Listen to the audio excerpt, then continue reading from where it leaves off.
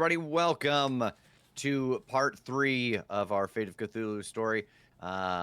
We are all back, ready to go. Before we get into it, boy, let's introduce ourselves. Let's start with Abdul.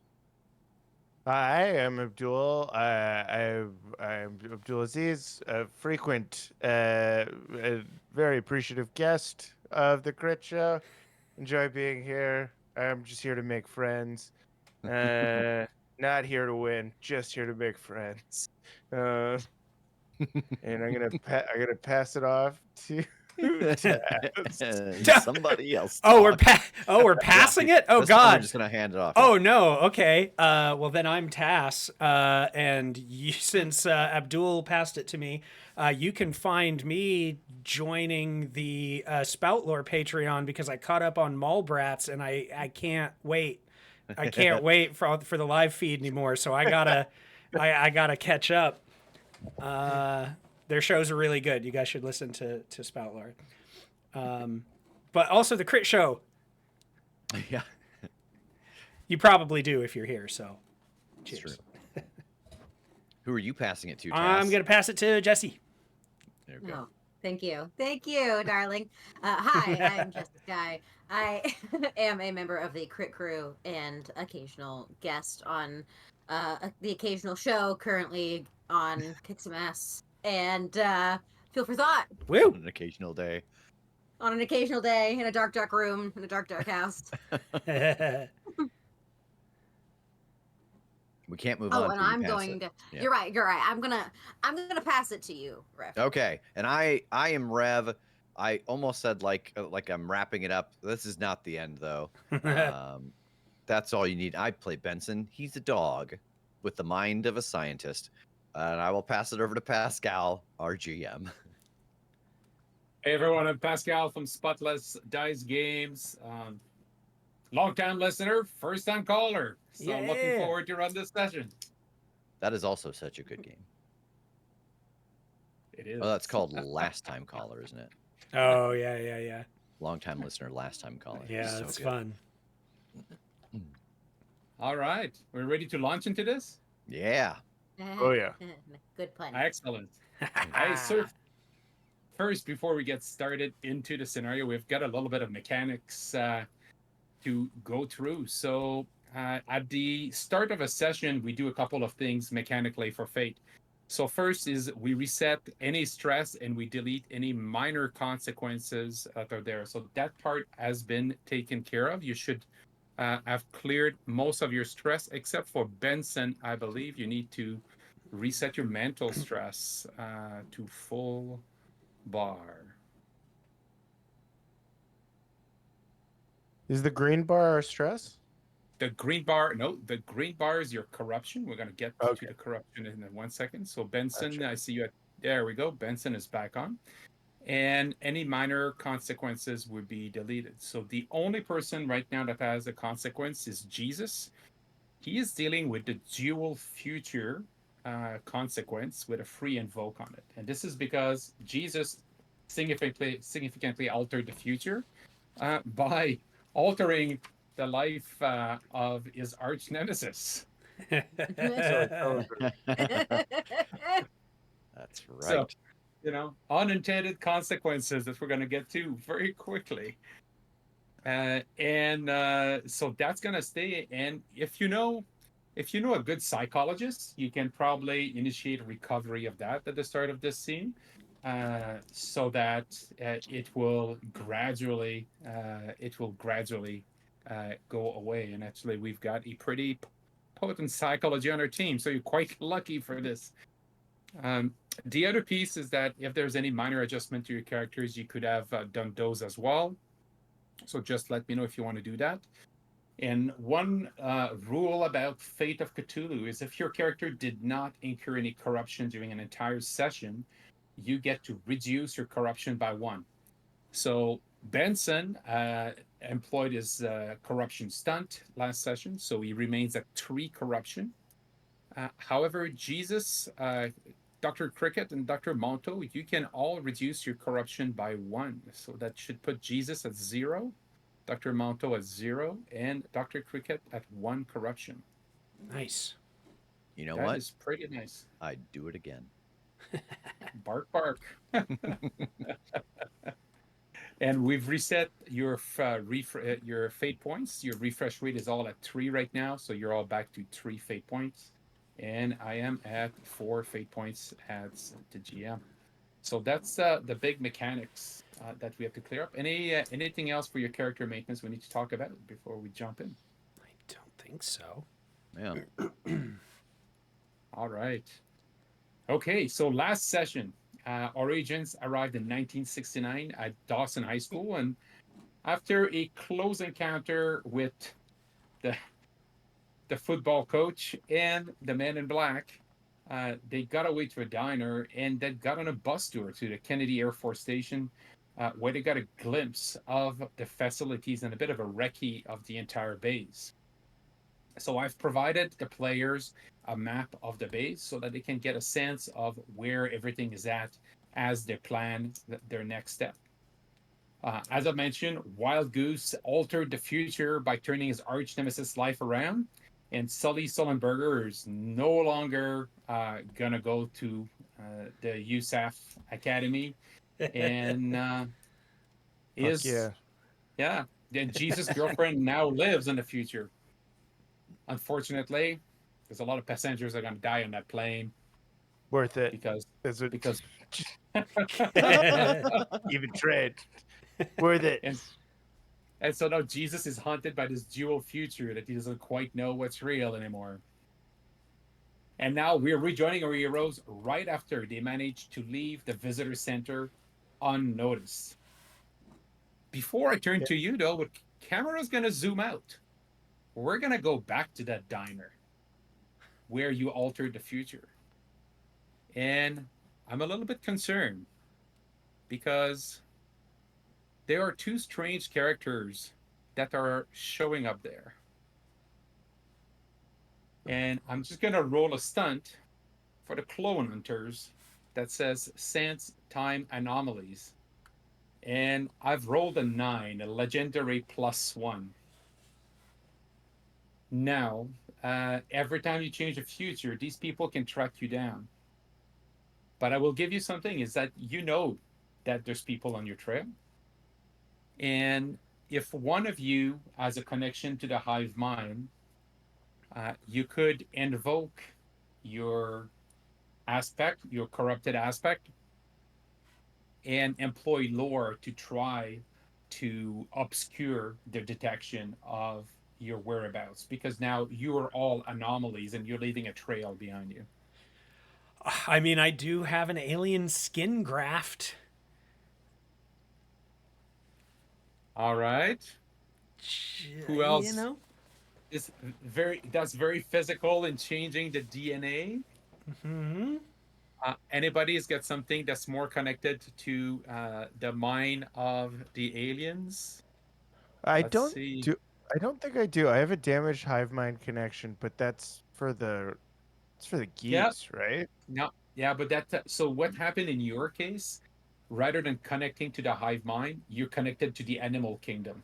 So Right. now you're Yeah. kind of connecting with animals, but you could stretch that out. You could deliberately try to, peek out at um, uh, the brains of the Ascellan Vanguard if you wanted to, and the Clone Hunters.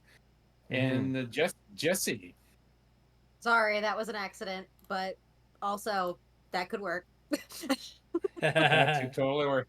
So Jesse just posted in the roll 20 chat or aspect, awaken mind, and Yeah. that totally works as well. So there are consequences when you invoke a corrupted aspect.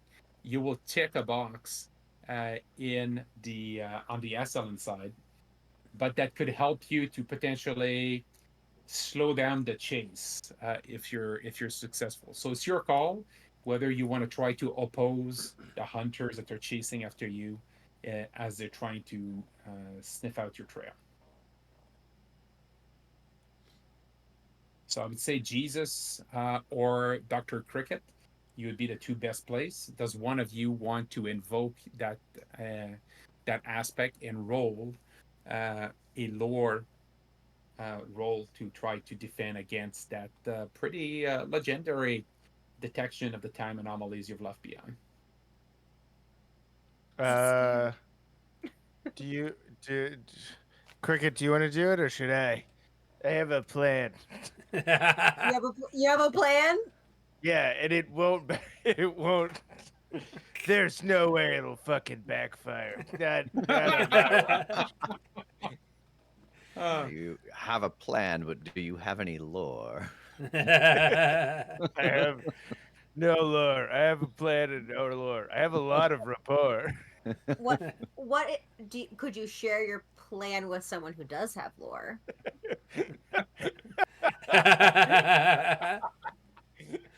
All right, here's what I was thinking. I'm connected to the animal kingdom, right? Through my corrupted aspect, sure. despite all sure. She's like, yeah, sure you are. Yeah. Yeah, man. Okay. Yeah, man. Why not? Yeah. Yeah, of course. That makes as much sense as anything else you've done, you fucking weirdo. All right, so allow me to take you back in my backstory. through a crazy flashback kind of monologue sort of situation. So it's Dr. Monteau is just like the camera shift it shifts off of it does the anime thing where it shifts off of Jesus and then sweeps up into the sun and then comes down as a pan flute plays, and then you see Jesus like in the woods of northern Quebec as he's like wearing tattered shorts and like a headband, and he's being trained in like Tai Chi by a bunch of say geese. Yes. And he goes, I was taken in by a family of geese after my wife died at the hands of evil Sully Sullenberger. And they taught me many things. They taught me goose karate. They taught me goose taekwondo. They taught me goose krav maga.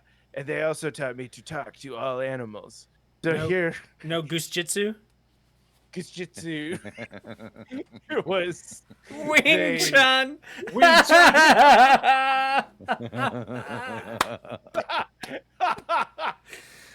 Well done. Yeah, so they taught me all of that, and they also taught me to talk to animals. So my plan in this situation is to have is to psychically connect to all of the animals and animal level intelligences in Florida and try and get them to create enough psychic static to like block their ability to sense us. So that's all of the alligators, half of the adult male population of Florida.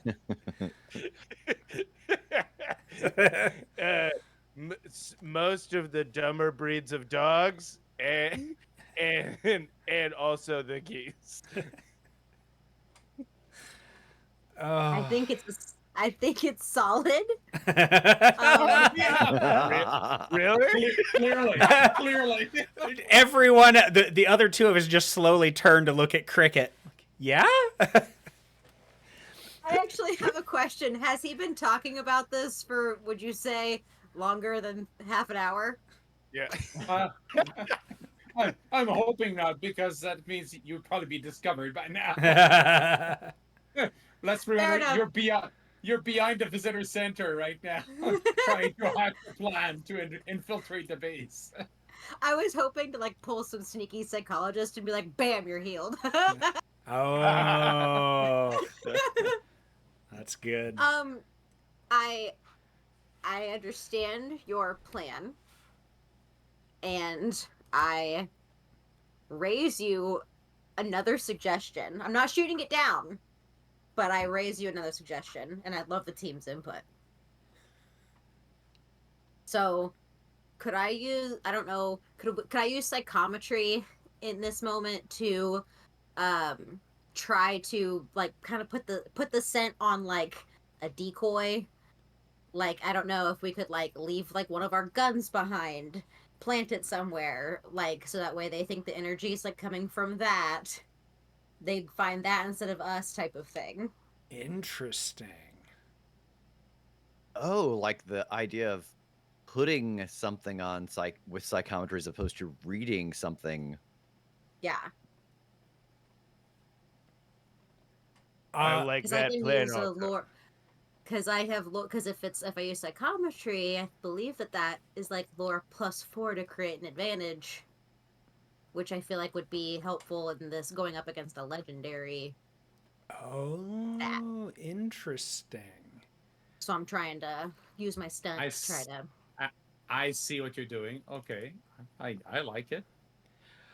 So usually your stunt would be to glean information from an object, but in this case, you're trying to mislead with the. Am I getting this right? Yeah, yeah, like imbue it with Yeah. like essentially like if they had tracking dogs, I would be like, here, rub this on you, and then we're gonna leave Yeah. that behind, and they're gonna find that Yeah. instead. Yeah. Yeah, because Yeah. it feels like it's almost not like you're, there's no lie to this. You're just taking the actual disruption that we made and putting it in one spot. Like on, Yeah. I Yeah. think that's Yeah. cool. All right. I'm on board Okay. with it. And as a backup plan, we'll blow up the heads of all of the animals in Florida. Fucking All right. scanners or whatever, just I was imagining the end of Kingsman. All the people at Oh, the yeah. party. Yeah. The beautiful It is pretty rainbows. much that. Yeah, yeah. Oh, cool. I Do we like want to this. try that? I'm in. Let's go for it. Let's go for it. Okay. Okay. All Great. right. Roll your stunt. I'll take the stunt. I'm quite happy to get to cause ripples in the timeline. This is a 2-for-1. Um. So Ooh. Hell excellent. yeah. Nasty. So let's do this step by step. So Jesse, please mark a corruption. Okay. Okay. Marked. All right. So that brings you back at 2. And now the other piece we're gonna do is, before we forget, is we're gonna add another ripple. So now that brings us to 2 full negative ripples for the Ascellans. I'm gonna clear this track here for you guys. And now that's a lot better.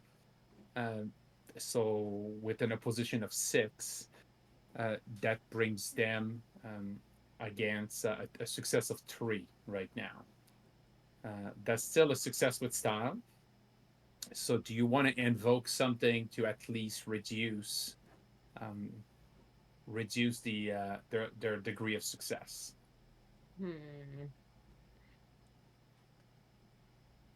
Yes. And so always remember, you can invoke the timeline aspects if you succeed at your roll. If you beat them, then that causes a positive ripple, right? Ooh.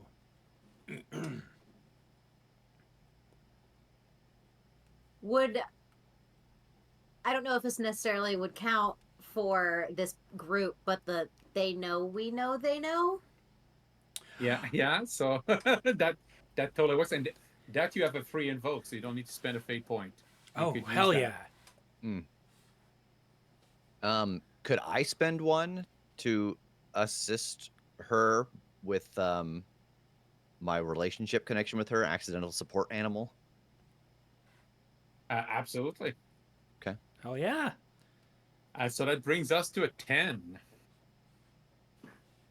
against their legendary success. So right now you're one above them. Should we spend some fate points on this? I think we should spend some fate points on this. Totally.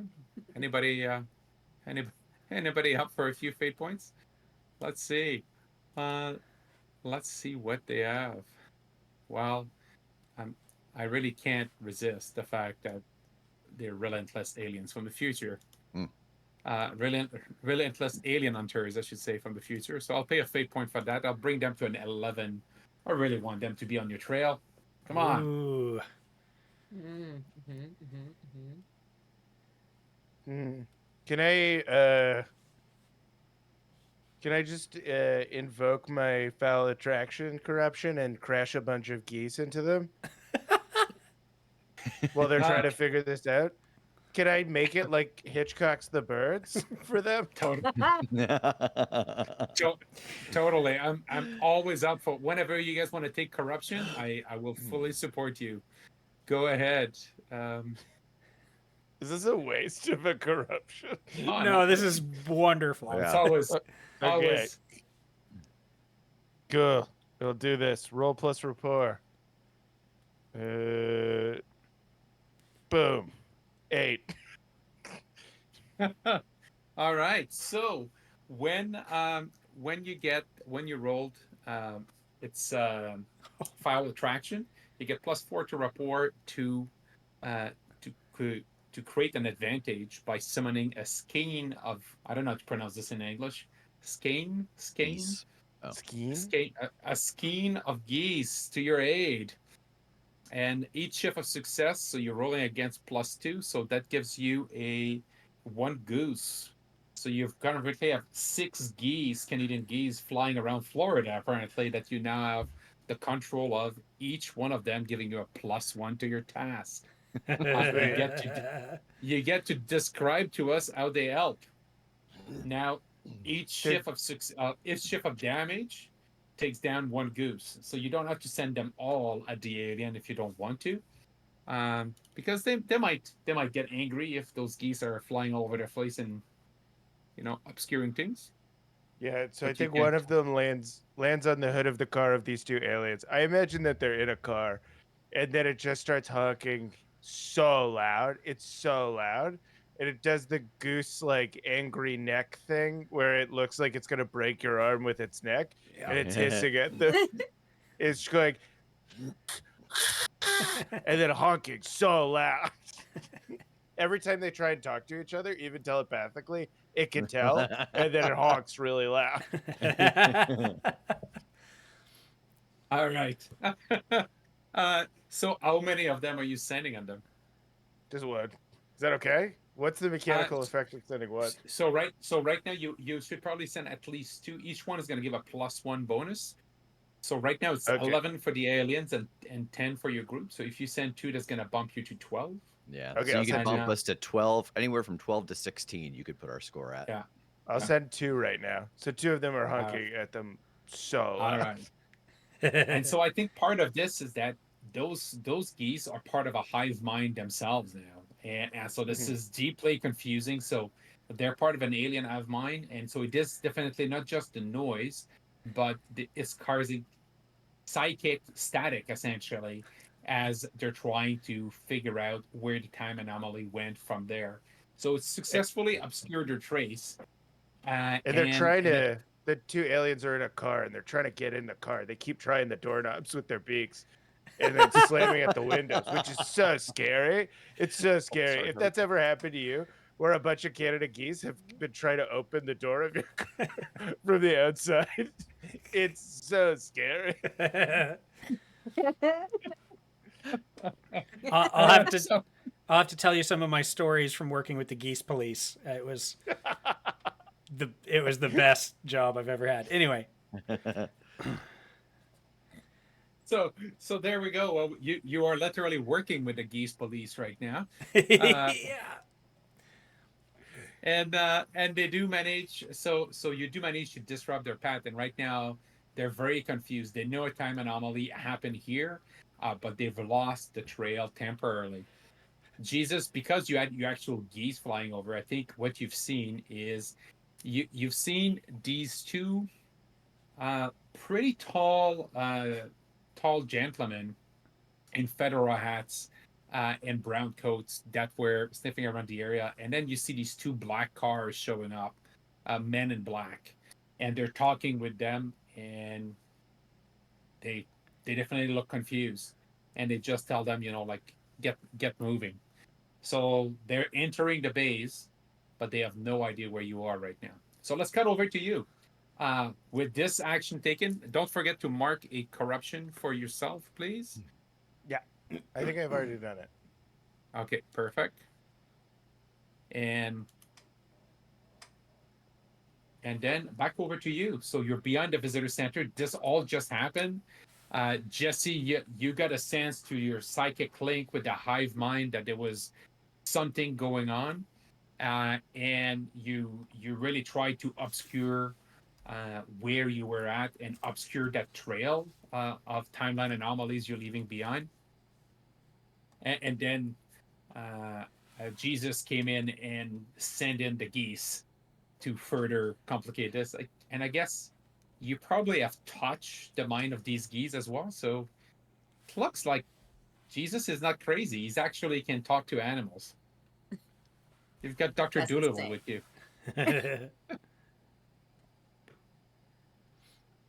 All right. So That's so not impressive. you're- We've been talking to a dog for a couple of days now. Yeah, we can kind of all talk to animals. Very true. So just to summarize the situation, you are behind the visitor center right now. You know that if you linger around there too long, you won't be able to stay undetected for forever. You've had a chance to tour the facilities, and you know there's several gates along the way. But some of the key buildings that you've seen is, first of all, the launch site where Apollo 11 is going to launch from. You have the vehicle assembly building where Apollo 11 is going to be pulled from tomorrow morning. You have the astronauts' quarters where they're being held in quarantine. You have the Ops Support Center where they're keeping all the supplies, the vehicles, equipment testing that they're doing. Whether they're testing and any spare parts that they need for what's going to go on the module in case there's any failures. And then you have the Launch Operations Center where they're controlling the initial launch and communications with both Apollo 11 and the comms to Houston. So what is your plan, and what are you going to do? I think as we're huddled there, it's worth talking this over again real quick because I think Dr. Monteau is looking pretty worried. So all right, we've got to get moving, but if you want me to take over one of their forms with enough information from them to be able to actually, pilot the apparatus, I'm going to have to really do a good job copying them deeply enough to touch their mind as well. Some might say it will have to be a rather stylish success on my mimicking of their form. Doctor, this is the fate of the world. We expect you to do a good job. Yes. Well, I'm willing to try. I just want to posit one of two things.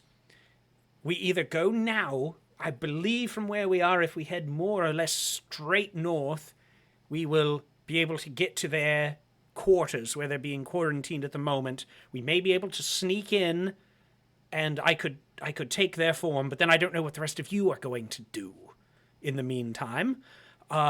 Or we make our way to the launch pad, hide there, and once they come in, we sort of, nab them when they're out of sight of the cameras and whatnot, beat them up, I take one of their forms, we get into their uniforms, and we go. Of course, that will either way, in either situation, we're going to have to figure out one of us hiding somewhere within the the rocket. Yes, if you were to head off and try to get into their quarters and become one of them, the rest of us, or I could even possibly go with you. It seems like it would be easier to smuggle me on with you than the other two, but they could head to either the ops support center to try to hide amongst the supplies, or the vehicle assembly to get into the Apollo now, though that seems to be much heavily guarded than the supplies. Yes. Yes, I would say, oh gosh. Yeah, well, really, either of those. I feel like. Oh, go. Yes, please. I'm more tempted to go, if we're going to split, I'm more tempted for half of us to go to the vehicle and equipment and supplies and get that ready for you.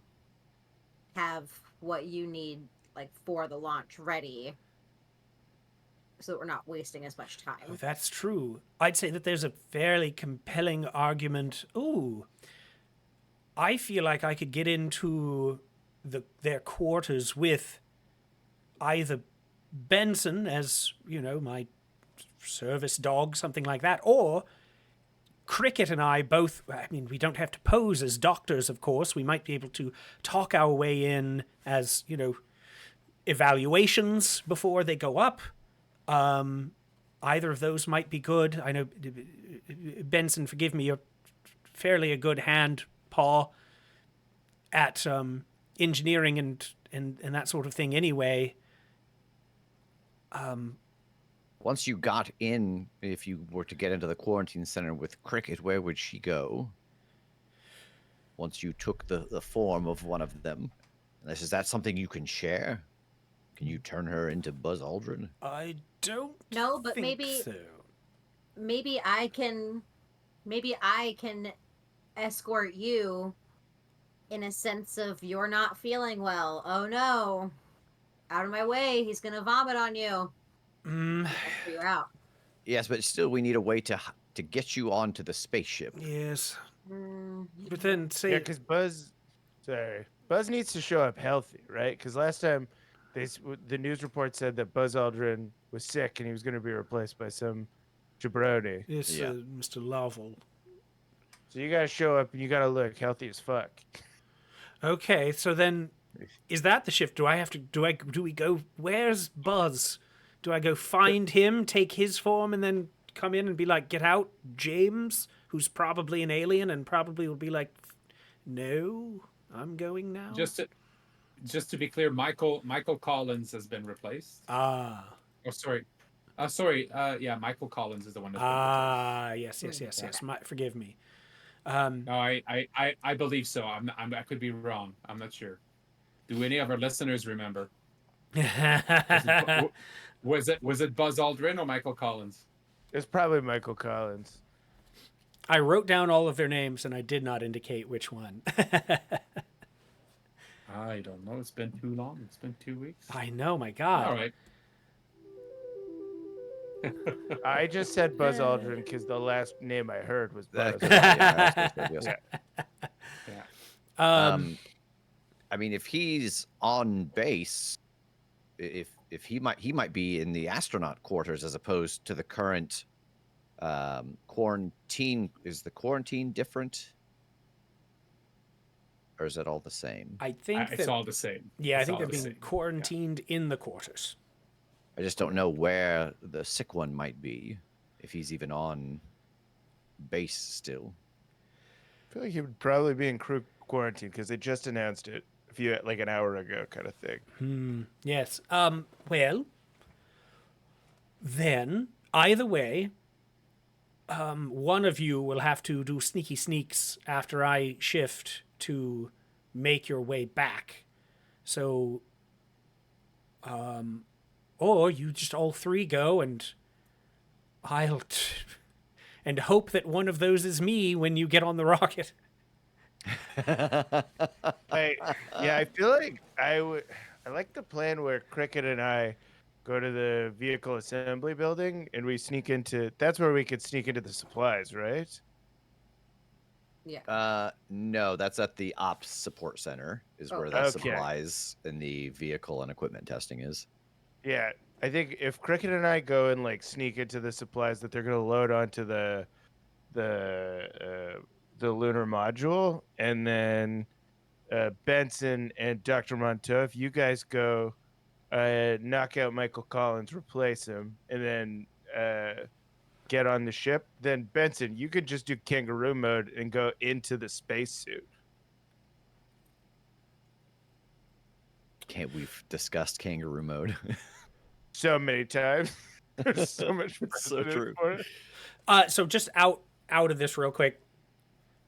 Michael Collins was the astronaut being replaced by James Lovell, and James, we are fairly certain, is an Ascellan. Yeah. Okay. Okay. So, all right. In my opinion, I feel like we're going to have a difficult time if I take Michael's form to come back in and talk them into just letting me do it now. Because if Right. he's an Ascellan, I think he's going to be like, no, I'm going. Because, they want someone up there doing it. So I feel like I need to take one of the other two's form, subdue them, drag them off into a closet somewhere. Or perhaps even Michael. Let's kill him. He's an alien. No, not James. James is, Or James is the sorry. alien. Yeah. Well, No, Let's James- just put James this- is the alien. Let's just kill put this all of sick the bastard astronauts. out of his misery. And the three of you are now astronauts. Is if I can take out Mr. Lovell, that would be the most ideal. Though I was able to mimic the human form that the last one was in successfully. So proof of concept has already been done. Yeah.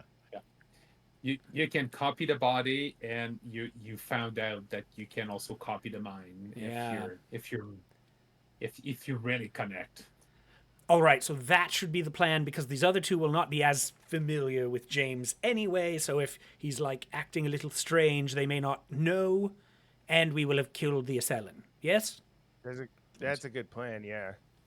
And then, like, if we get up there and Buzz Aldrin and Neil Armstrong are like giving us any problems, we could just kill them on the moon, and then because they're just regular guys, right? It's not like they're alien guys. So if they figure out that we're not supposed to be there, we could just kill them on the moon and leave them there.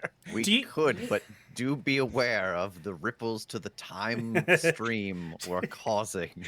Do you have like a bingo card for killing historical figures?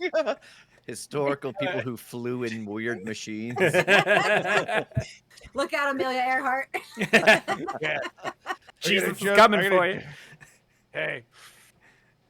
Yeah, who's that? Yeah, that lady that disappeared over the. That was I was the reason why Amelia Earhart. Never So when we go back, we keep going back, and we get to it. Did you?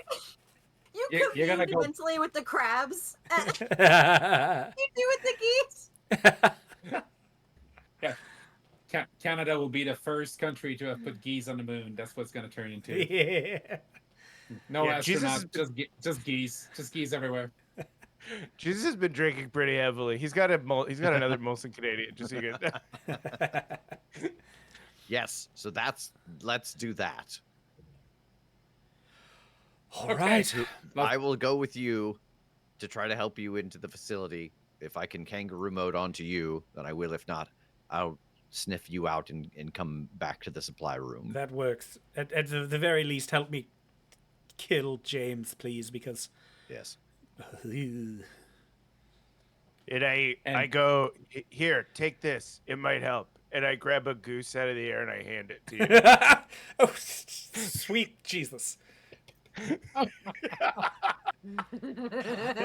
I grab it and I shake it.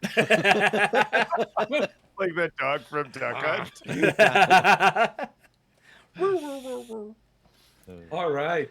So But go ahead. before you Go ahead. go, could I give you the alien dart gun? Do you think that would be helpful to have? What kind of darts are they? Is it like sleep darts? Is it death darts? I think they were asleep, weren't they? It Uh. it just says damage. Okay. Yeah, they're just what they do is that they curve around and they Ah, yes. hit you from multiple areas. Mm-hmm. You I have was hoping it nothing. might be like a sleep gun or something. Oh, I roll plus lore to use it. Yeah, I'll take it. Okay. All right. So task. I'm just gonna add it to your characters, so Okay. that way it's getting.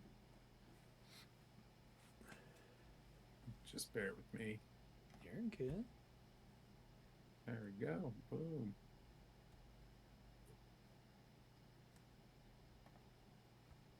So you activate it with you're gonna activate it with lore. Okay. And then when you shoot, you get a +2 to shoot with it because it automatically locks in onto its target. Okay. There we go. Oh, you've got your great shooting skills. Yeah. It's +2 better than it used to be. So Yeah, that's true. there we go. If bad comes to worse, I got a knife. Actually, I don't Okay. anymore. I don't have a knife any longer, actually.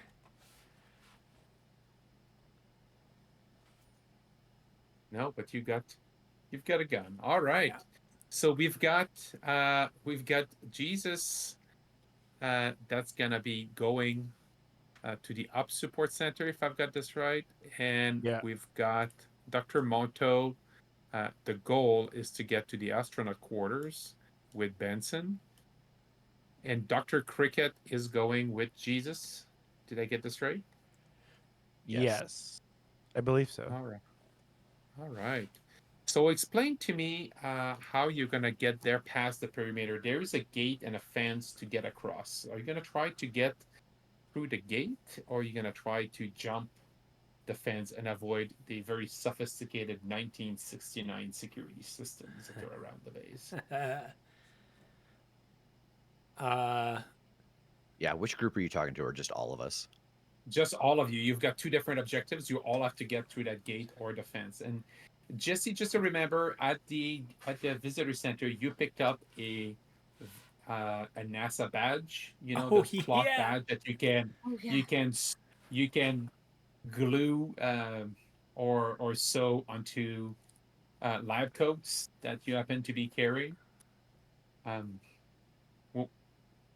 Well, we can assume there was tubes of crazy glue or something available at that at the visitor center or something, little corner shop.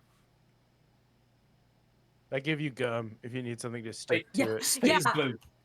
Space glue. You know, they probably had some gimmick about space glue. Oh, yeah. That Give me some like goose tack something. This is a type of gum I make out of goose droppings. Goose guano.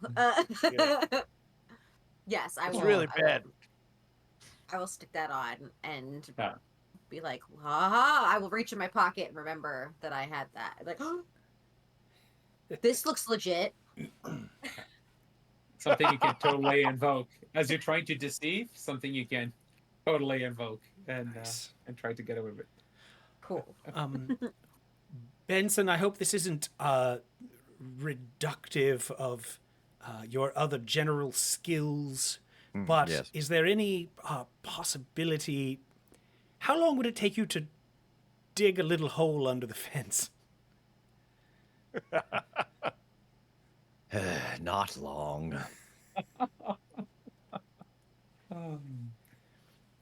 That's Yes, awesome. yes.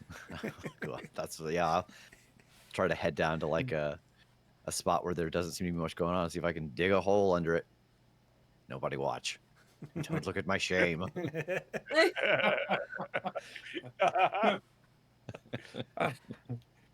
I like it so much. I'm not gonna make you roll for it. And I think we see Benson going at it, digging a nice deep hole to get underneath the fence. I'm still a brilliant technician. That My Piloto's tail's just wagging. oh, I like that you're leaning into your basic instincts. I'm gonna Yeah. remember that for later. What could go wrong? Okay, so I think what we will say is you are able to get under the fence and skulk around a little bit. However, um, there is a lot of security around. This is less than 24 hours before the launch, so you can see on the roads that there are military police vehicles that are going, and the gates are definitely heavily guarded. Something that you noted, they're starting to ramp up security as they're preparing to lock down the base before launch. For Dr. Cricket and Jesus, getting to the ops support building is pretty straightforward as you go through probably along the outskirts of the base and move from building to building toward the ops support. But for Benson and Dr. Monto, it's going to take you a little bit more. And there's a river to cross. So you'll have to cross a bridge on the road to get to that building. And this is going to be very hard not to be noticed walking around with your dog around the place. So you so I'm gonna let Jesus and Dr. Cricket get all the way up to the up support building without a roll, but for the two of you to get all the way up there unnoticed with like they're not crazy. They know that there's paparazzi and reporters that are try to get to the astronaut quarters and get some photos, right, and get uh, some close by shots and find out what's happening with a new crew replacement. So that is closely monitored. So it's going to be tougher for you guys to get there. All right. So before we go to what's inside the building, let's see how well you're doing. Tell me, how are you going there? Are you going to try to swim in the river, or are you going to try?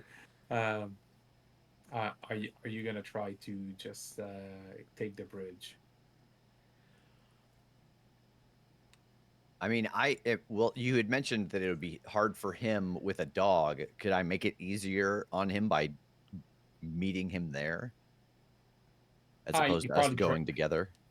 Yeah, you probably draw less attention unless you had mentioned the other option was the pulling the whole service dog trick.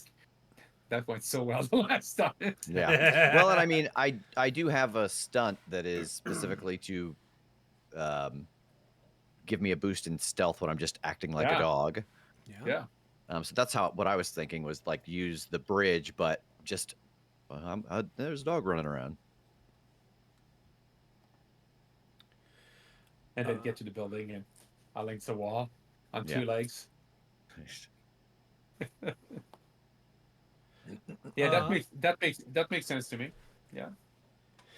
I mean, could this be as simple for me as like just keeping an eye on people coming and going, watching the patrols, looking at like camera sight lines, and just trying to time it so that I'm that guy. Like I'm a guy in a lab coat here that I'm walking like I know where I'm supposed to be going and that I'm supposed to be here, but I'm very purposefully timing it so that the least amount of people possible are looking my way. Yeah. So basically, the couple of ways that you're describing this, you could try to mechanically, you're trying to create an advantage by observing the traffic patterns, Sure. right, to spot the right moment. And then after that, to exploit that moment, you can do it either by deceiving people, by pretending that you belong there, or by being stealthy, by going unobserved. So you can do it either way, um, based on what makes the most sense for your character. I would offer. Yeah. The live code really makes it, that you can. It makes sense for you trying to deceive people, and you could invoke the live code if things are not going well to say, "Hey, I'm a Yeah. doctor." Right. Yeah, I'll try that for sure. All right. And that can be that create the advantage. Rev, you can Benson can also be part of that, right? Okay. You could also try to create another advantage, based on what you described. You're just a dog. So we can start with tasks. Task, go ahead. What do you do to survey the scene? Describe a little bit to us what this looks like. Yeah, I mean, I think at first I'm just staying low, and like as I inch forward, I'm just trying to do the Sherlock thing. I'm taking in every angle to go, okay, there's camera, there's guard post, there's, patrol, and I just want to give it, 10, 15 minutes of like watching Yeah. the pattern. Okay, so I will give you either a notice to just quickly spot a break if you want to do the notice to create the advantage, or an investigate if you're really trying to catch the pattern of patrols and how things are working out. I'll let you do the one that works best for you. And this is you're just rolling against a +2 right now to create that advantage. All right, I'm gonna, yeah, see what I can notice then.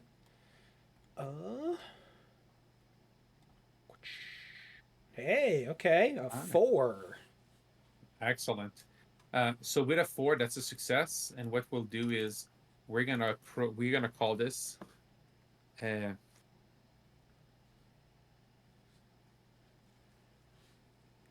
pattern. What do you call it?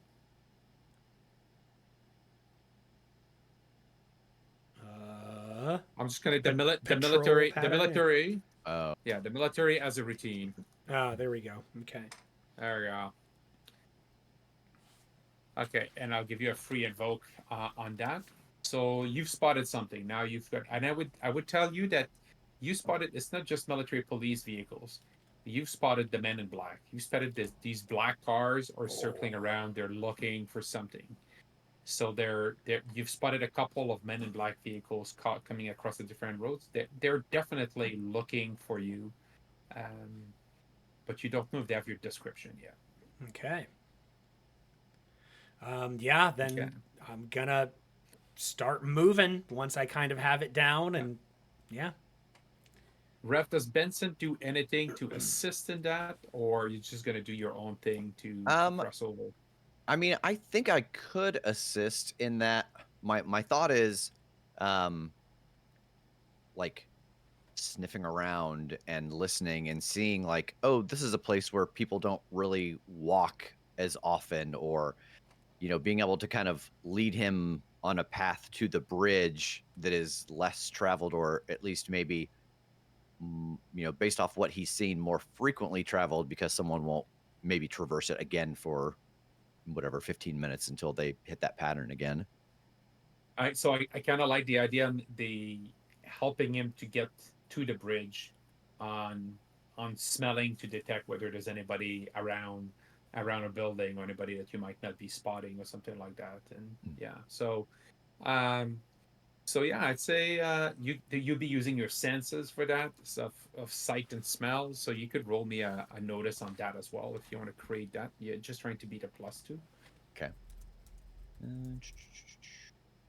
How do I get the skills that you don't have to pop up? So you can just either click on your token and click notice, or else if are you on your character sheet right now? I am. Okay, so you'll see under mediocre, you should see notice. Oh yeah.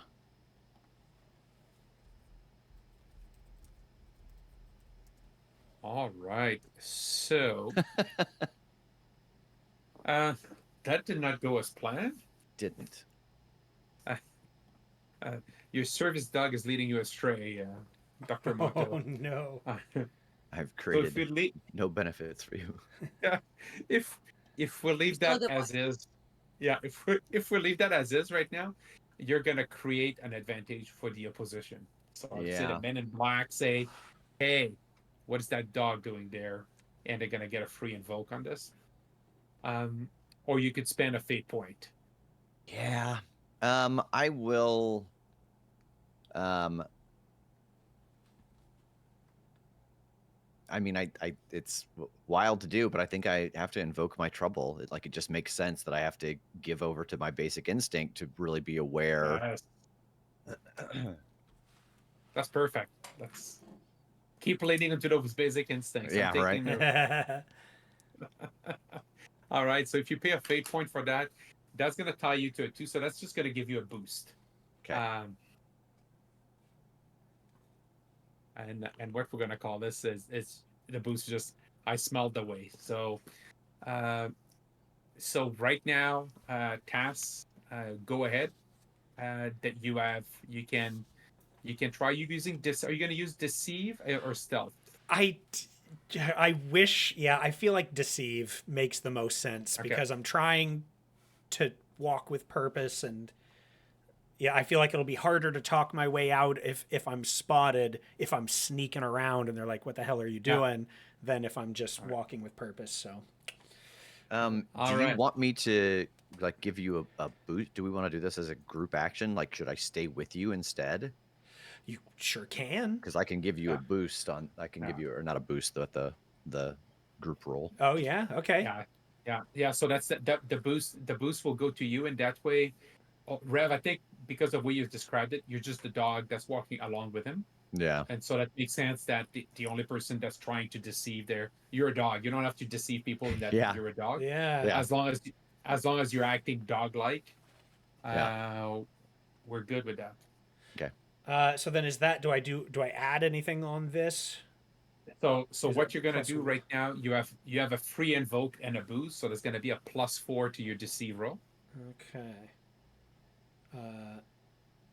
Oh well, yeah. I'll just hit it and then whatever. We'll add that. So what you do, you've spotted the patterns. You've not just let's say the patterns of of patrols, Mhm. but you've watched people go. You've watched how people behave as they're going across the bridge, and the security are they interacting with the security guards. So you're like, yeah, I got this. I can fake my way through this. Okay. Okay, that's just the straight roll. So then, if I use both of those, then that's a 5. That's a 5 right now. Excellent. And then we're gonna go to our military forces, and yeah, we'll see if they can see your. Okay. And there's 2 of them. And we're gonna get so they've rolled a 2. So I think as you come across and you start veering to the left where the astronaut quarters are, it said, "Sorry, sir, we're gonna need to see some ID. This is a restricted area. Astronauts are in full quarantine before the launch." Yes, of course they're in full quarantine. Certainly, you've heard that one of the astronauts that was supposed to go up has suddenly fallen ill. They've called me in. The credentials be damned. They needed me in here to make sure that he's okay, and if not, to see if the other 3 have come down with what he has. So I need to get in there immediately. Thank you. We haven't received any orders regarding this. I'm here to give you the order. I'm Dr. Hauser. Doogie Hauser. I'm gonna invoke. I'm gonna spend a fate point, and I'm gonna invoke. They follow procedures, so I'm gonna bump. Your position right now to a 4 against your 1. 5, Oh no, though, sorry, right? you don't have a 1. You're a 5 Yeah, against yeah. your 5. And Sorry, yeah, that's right. does he also get a Um, bonus from it being a group action since I have deceive? No, so you hmm. Isn't that how group action works? Is that you get a +1 for Yeah. everybody? Oh, Yeah, since you we get were a both +1 if sneaking. you have a deceive as well. Yeah. You get a +1 for deceive. Yeah. So You'll have to 6? describe to me how are you helping to the deceive to make it why is the doctor bringing his dog on the house call? Oh, I mean, I think it's just a matter of behaving really well. Like that I am healing, I am like that I come off as a military dog. Yeah. and probably distracting them a little bit as well. Like this is like the other guard is like, oh, what a good boy. Yeah. I like that. Sure. So that's a 6, and they have a 4. Um, I'm gonna invoke highly trained military forces. I'm gonna make your life hard for this. Okay. Uh, So we're tied. we're tied. But Uh, they don't scare me. no, you. Oh, um. All right. Sure. Okay. I'm gonna let you have this. Yay! Yeah, I'll let you pay that fate point. All right. And since they don't scare you, yeah, I think as you assert yourself, what you just described, the other, I think the other security guard said, "Come on, Billy.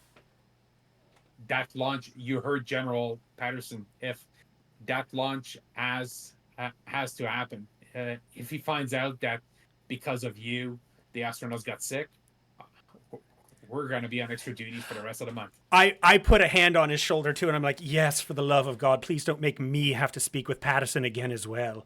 Please, you know how he is. All right. So they tell you over there, so they gave you the code already to get in the facility, Doc? Oh, no, they told me that they would have a packet waiting, which of course shows me what their communication is like. Ugh, they never tell us here on the ground level what's going on, do they? I know. It's 1969. Yes, They don't overthink it. They don't. Oh my gods. Yes, please. Whatever I need to be able to get in most directly would be lovely. All right. It's right over there, Doctor.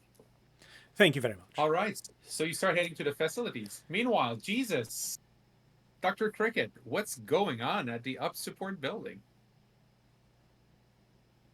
I spent that entire time trying to figure out how to direct message Jesse and Roll20. I couldn't figure it out. It's slash. I love that you never gave up and went to Discord, but we're all in the group chat together. Can't figure it out.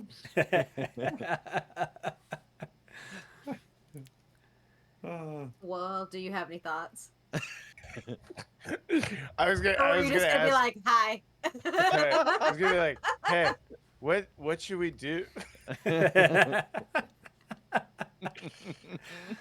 A/S/L.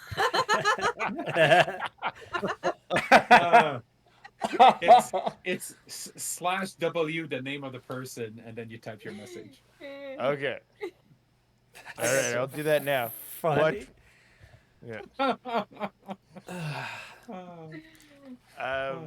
Okay, so the goal for us is to get rid of some of the regular supplies and then hide us in the compartment that all the supplies are in. Correct, because there's Okay. like essentially, like the density, the weight. So we are going to have to get rid of some things so that we don't off kilter whatever. Science. Yeah. Food. Who needs food in space? Right. You can go 30 days without food. I've seen a Mr. Beast video about this. We'll have all the space geese to eat that we want. Yeah. Okay. Yes, Then yeah, roasters. let's do that. Can we breathe in the supplies compartment? Got to be pressurized, right? How are they going to get the food if it's not pressurized? That's a great question. I I imagine believe the entirety of the inside of a spaceship is pressurized. It's got to be, right? Well, I don't Yeah. know, but is it like you know how like in a plane, like the cargo area is really, really cold? And that's why you're not supposed to put like animals in there and stuff, because it's horrible and uncomfortable and scary and cold. So like what if it's like that? They do put animals in the cargo area of a plane. I know, and I feel like it's awful. I could get on my soapbox about it. Yeah, it could be like that, but I am Canadian, so I think I'm okay with the cold of space. You're right. Absolutely. Why not? There's Yeah, nothing no for way it's as bad as North Saskatchewan. Um. Go ahead. Okay. So first step, let's get in the building. Yeah, let's do it. This is what we were talking when we were walking. And Jesus he had stolen a hard hat and a high vis vest and like a clipboard and a hammer from one of the workers at the thing, the visitor center. Excellent. So since we didn't see that happen, We I can did. do It happened in the last episode. I'm No, heard pretty that? sure I did. Oh, I'm no, I sort of remember you were trying to pretend to be one of the maintenance guys yes. when you left. Yeah. Yeah, that's Yeah, how you got yeah. out. That's right. Mhm. That's right. Absolutely. So you definitely have a clipboard. Of course you do. Yeah. That's right. Okay. So you go straight for the front door then, the hangar doors. Yeah. Yeah. Okay. The security there as well says, can we help you? Yes, hello. I'm escorting this gentleman here. He has a couple repairs that he needs to do, and I'm going to gesture at his hammer. I held the hammer up It's 1969, guys. Come on. What I- other equipment could they possibly need? I gestured to the clipboard and I go, yeah, it says here HVAC's fucked. All right. Don't touch any of the cargo for the Apollo 11 modules. Everything has been packed and carefully weighed already. Okay. Fantastic. Thank you. They're gonna be there. So if you can hurry up, they're gonna be coming to load everything up tonight. But probably a good idea for everything to be in tip-top shape. I don't know if this has to be climate controlled or anything like that. They don't tell us anything. Yeah, don't worry. We'll make sure it's all ready for space. All right. Because bullshit only goes so far. I'm still gonna have you two roll a deceive roll to see whether they spot something strange about what you're doing. Oh shit. That's bad. Save. It's bad. It's bad. Oh. So you guys could have done this as a group roll if you wanted to. Oh, Oh. can we do that? Because we are working together. So yeah. So I would say, Jesse, do you have a deceive? I do. I rolled -1. Poor. Okay. So then, let's see. Oh no, sorry, it's empathy that you have.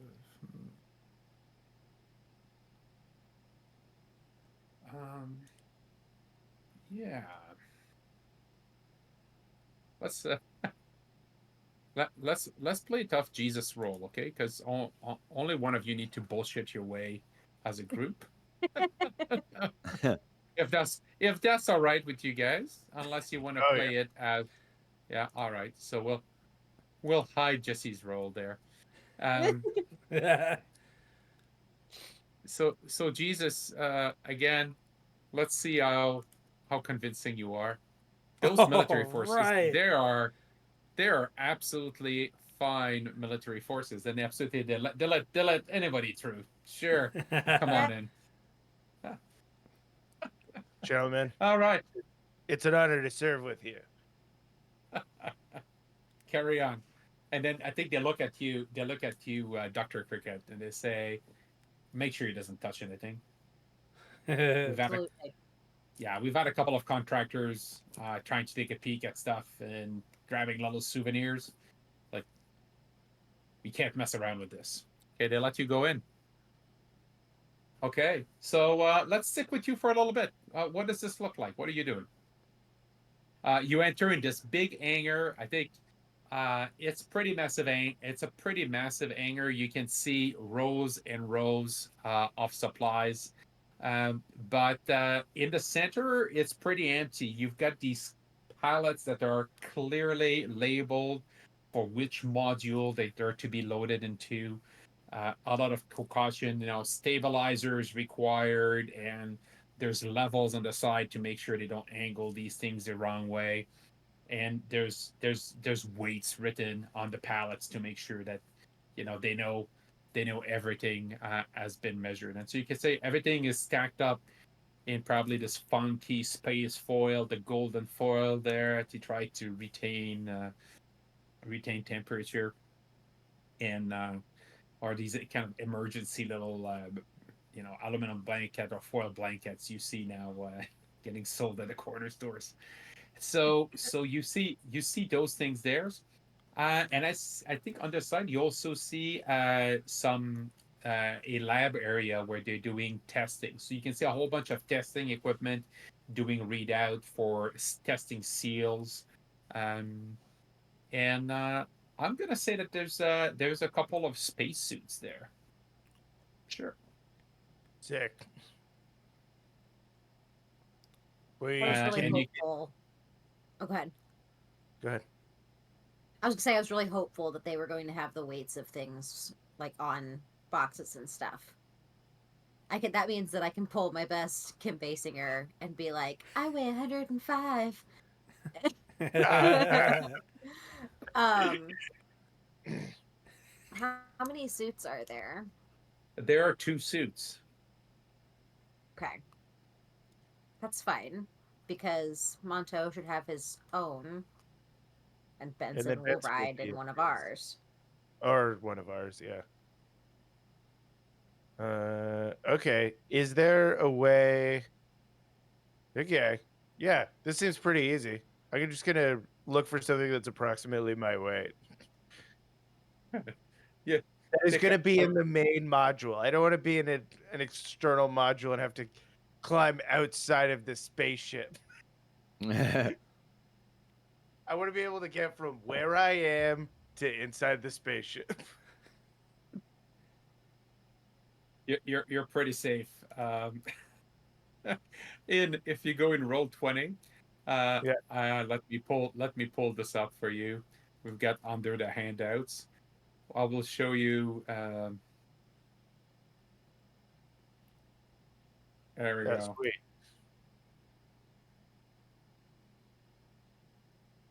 So for our audience, I'm just showing. I've got some diagrams of the command and service modules and the lunar modules, so that gives them a bit of an idea where everything is stuffed. And all you have to worry about is that between those three modules, that's kind of one of the areas where you're going to end up, Okay. depending on how you want to do this. All right. Just looking at that image, let's all just take a second to think that we strapped 3 human beings and just threw that at the moon. So wild. Yeah. Yeah, yeah. On a whole bunch of explosives that trust us, this is gonna Yeah. work. Yeah. We did it for the dog once. Oh no, wait, that was the Russians. The Russians did it with the dog. uh, Okay, yeah. I take a. Is there a toilet in here? don't worry about that. The dog's gonna be strapped to you, so You, sh- you you gotta should have pay. you should have gone before you left. No, that's not why. Although I will do that. No, I was gonna just take one of the boxes that's my weight, and then I, but I'm gonna guess how much I weigh with the spacesuit, and then just dump everything in that one box into the toilet, and then get in that box I think because they're probably because not it's gonna go. it's a big warehouse, so I think you can stash the stuff down one of the roads. Yeah. That's the easy part. I'm gonna propose. Um, now, Just the thought of like fucking microscopes and stuff falling out of this box that you're trying to flush. Someone opens the shower curtain, and there's like a pile of essential supplies and tools. um, okay, so there are two spacesuits, uh, and you each grab one. Mhm. All right, and you're gonna try to hide yourself in there. So I think You can approximate the weight. That's going to be, I would say, Dr. Cricket, that's probably going to be in your domain with academics to try to do that estimate of mass volume type of material, since you don't have a scale handy, to just figure out, yeah, this is about right. This should be within the parameters that the nobody detects any abnormalities if they double check the weights tomorrow morning. Cool. So I'm Academics. gonna say, yeah, just before you roll, I'm gonna say, because you're eyeballing this and it's also different, that's gonna be a +4 difficulty. This is really hard to get right within parameters.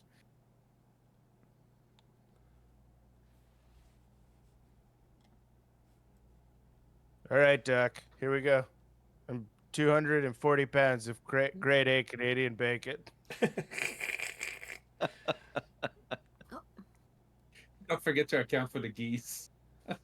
Yeah, the geese are flying themselves. Yeah, he's holding on to them so they make him a little lighter. Oh no! Oh, Oh shit, dude. this isn't right. This isn't right. Let me count this up. Oh, okay. Did I do it wrong? I did it wrong, didn't I? Yeah. So you added, so you didn't have to add. Let me see what happened. Oh, you Your gave yourself a academics are -4 +2. Yeah, modifier. you give yourself a -4. Oh. So, uh, uh, so, so you're good. You rolled a +2, and you have +2 academics, so that gives us a 4. And so you've tied with this. So you Oh, thank succeed. God. Just kidding. Uh, Just kidding. yeah, you succeed at the minor cost. And so the way, what is this going to look like?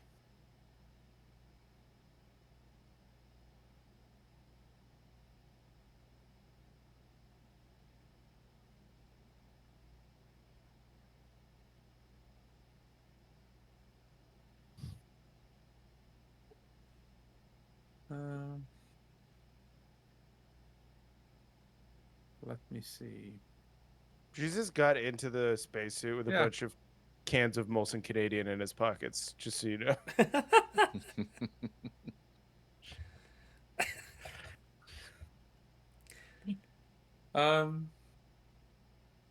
Yeah, I'm gonna say the minor consequence is that it takes you longer than you expected, and you can hear the you can hear heavy equipment arriving at the hangar door. So the lifts are coming to pick up the pallets. Shit. So you're running out of time to do anything else as you're figuring out how to do this, and now you're gonna have to zip yourself in now, pretty much, unless you want to be spotted. Okay. Can I help her? Can I try and help get her into Oh yeah, her suit? you're zipping. That is the two of you zipping yourself in there. Okay, so you zip yourself in. Let's do a little stealth roll to see how well you've done this, to see whether anybody's gonna notice something. Right now, nobody has in. Yeah, don't be suspicious. Don't be suspicious.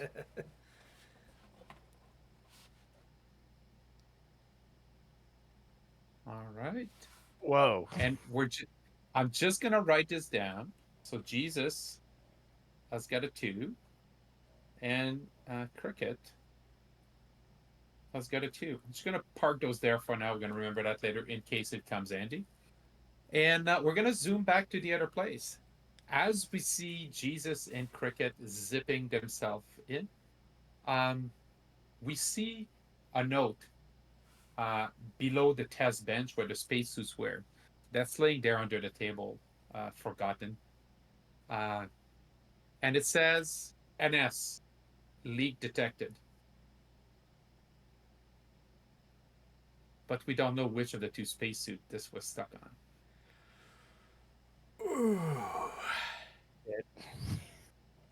Shit.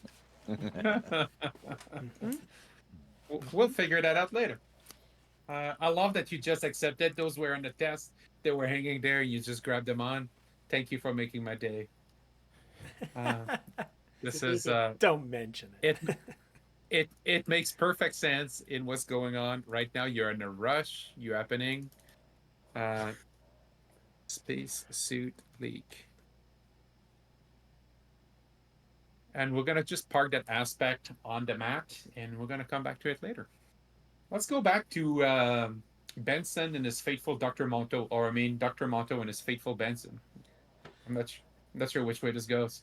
Either way, Mm. maybe both. As we're walking up to the building, I am sweating. I can't believe we pulled that off. I can't believe we did it. I'm not a very good liar. It's all right, Doctor. That was the easy part. That Next, was you're going to take a life.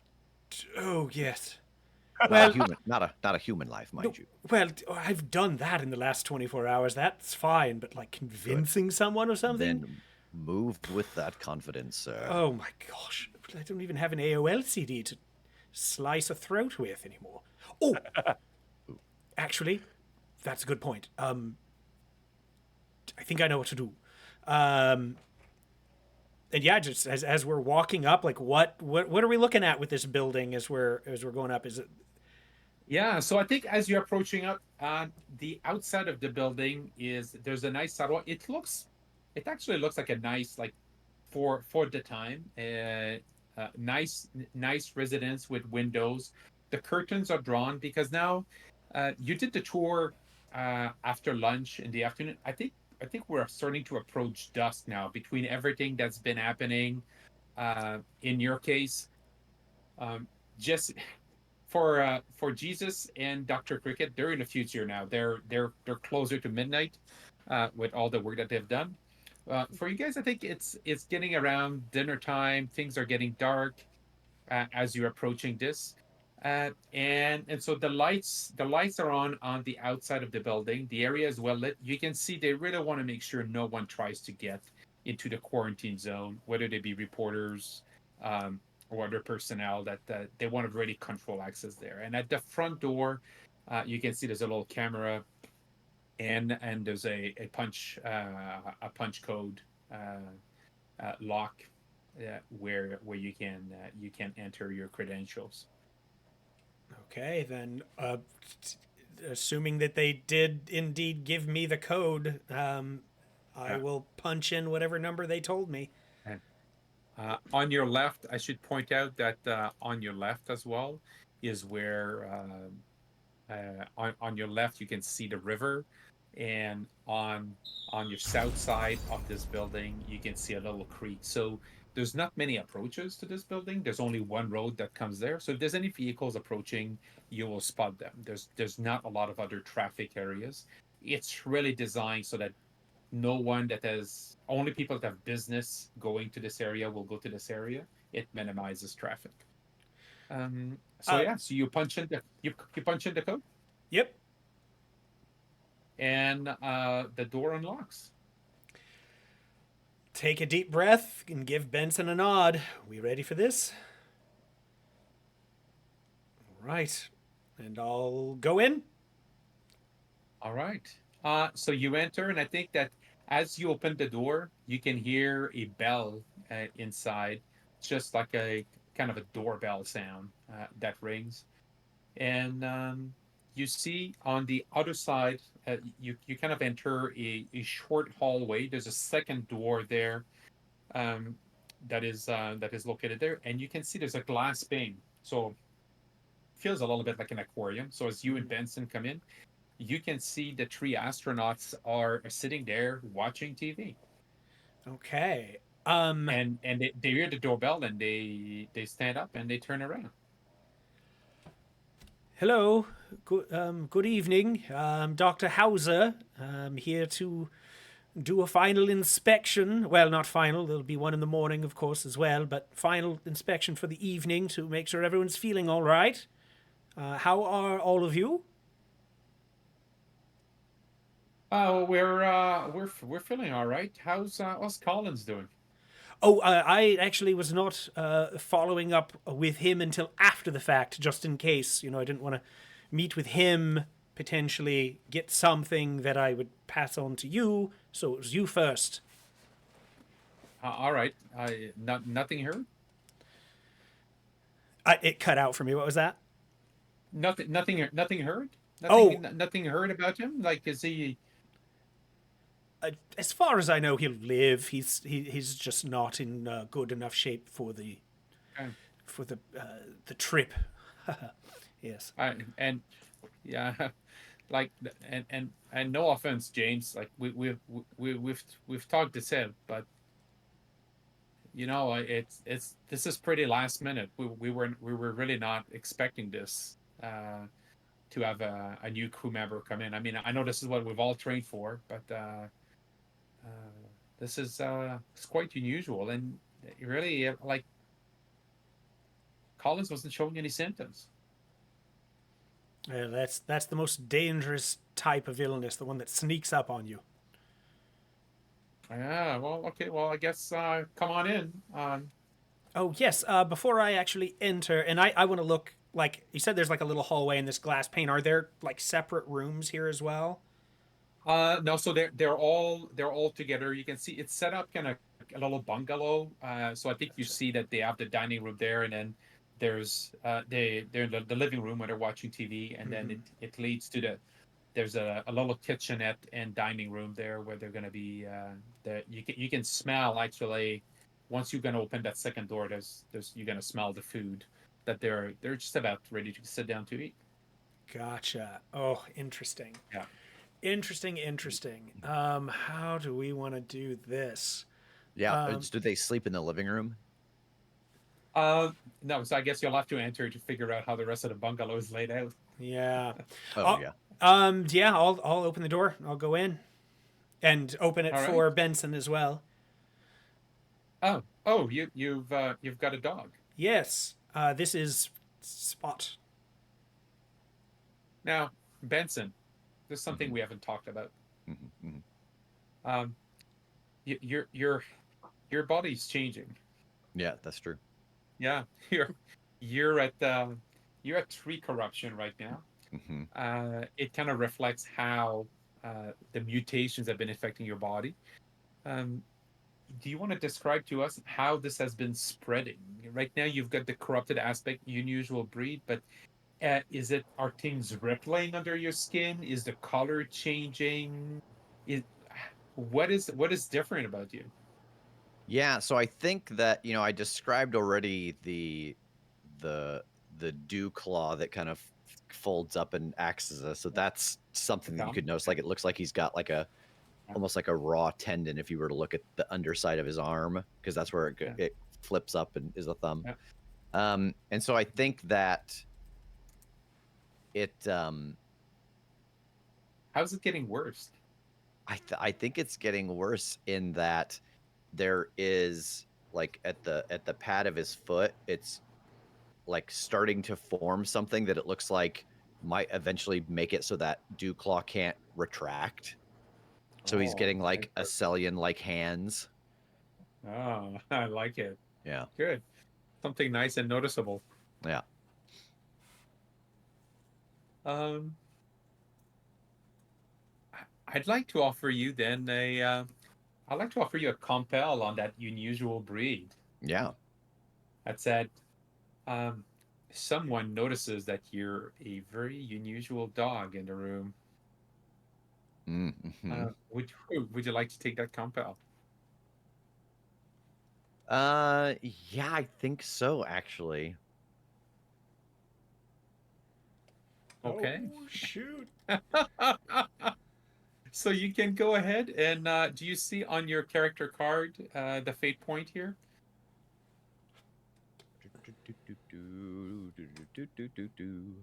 Don't. Let me move it here. Do you see it now? I see the 2 that I've spent.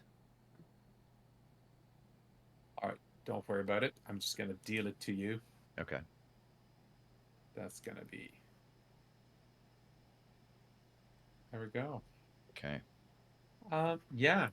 So someone in the room definitely notices you're not a normal dog. But Yeah. we'll figure out who that is in a bit. Um, all right. So okay, Doc. Tell us what the plan is then. And I'm I think that's the commander Neil Armstrong that tells you this. okay. Um, I'm gonna look around and say, all right. Some of this, of course, is a little, very, very gently invasive. Is there a private area, or even sort of a backyard or something where I could take you individually? I mean, absolutely. Not that we're not about to be trapped for 8 days in a very confined space, but Yes, by all well, means, Doc. Do, do you want to go? You want to go in our bedrooms, in the bathroom? uh, I don't really. Depending what kind of exam you want to do, I don't really want to go by the river and drop my pants oh yes, no, in case there's any paparazzi out there. no, that's a They don't need to see that moon. yeah, no, oh goodness, yeah, that's a fair point. Let me just you relax for a moment. Let me just take a glance and see what the best situation is. I'll set up some nice tidy situations for you all, and I just like push past them deeper in to see like what the side rooms are like, or like walking through the kitchen in particular. Yeah, you can see. I think as you can see the kitchen. As I say, you smell the food. They're obviously cooking. They're cooking spaghetti. There we go. Lovely. Some good old spaghetti. And you can see down the hallway that there's two doors on each side, and you can figure out 3 bedrooms and 1 bathroom. It looks like kind of the setup. It's Is not a huge bungalow. is there? I know the front door obviously had a lock as well. Is there a back door? No, there isn't. This is Shit. there's you can assume that there's windows. I think when you approach a building, you would have noticed there's windows along the side of the house, so there would be windows. Um, they are likely sealed, but All right. I guess definitely it is designed as a quarantine facility so that people don't sneak in or out. Uh-huh. Uh-huh. Uh-huh. So, first things first, as I break line of sight from them leaving the living room, I want to grab a knife out of the kitchen and pocket it. Okay. Um and then I'm gonna, oh god, I feel a twinge that this is very reductive, but I can't help it, and I give a little whistle. I follow him. All right. Oh, that's fantastic. Good. And I will, once we're in the furthest back of the hallway, I'm kind of loudly opening the doors and like, oh yes, this might do, oh this might do, just getting further and further.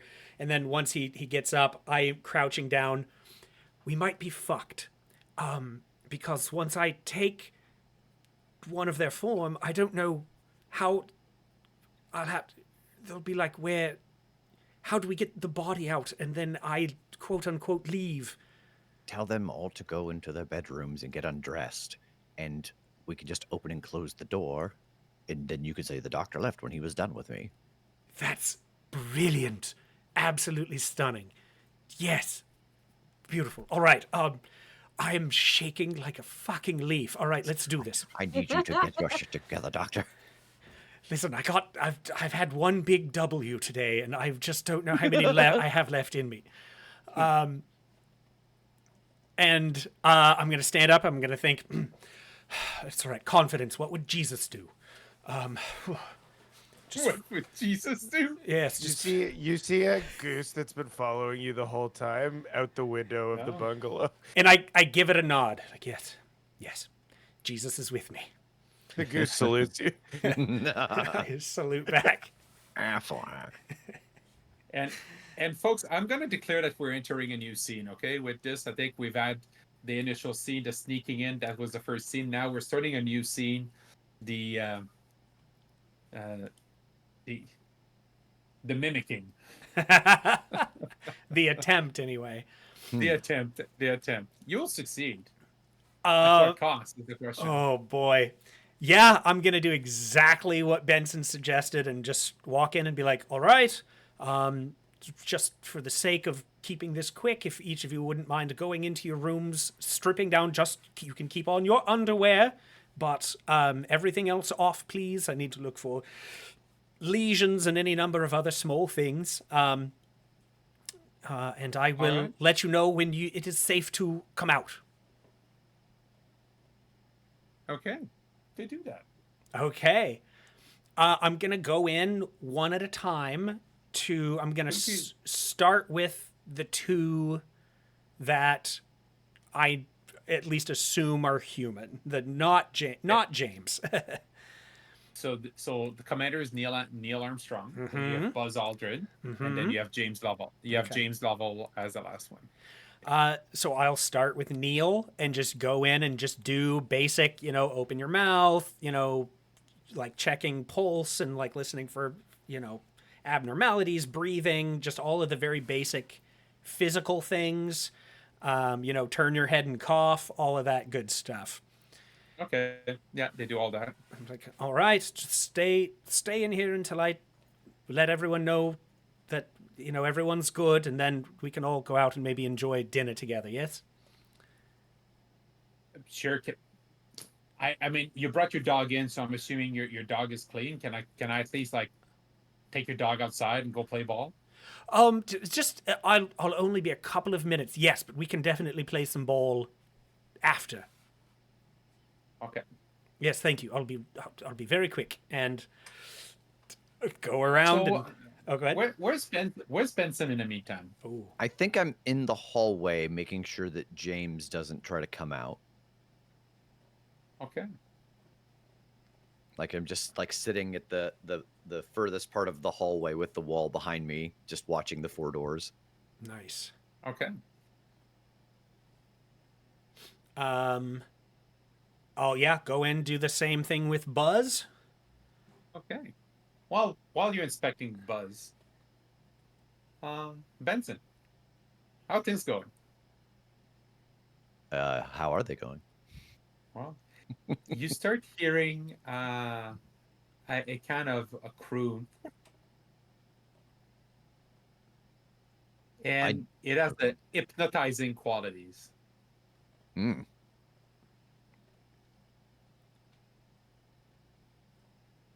Very hypnotizing qualities, I would say.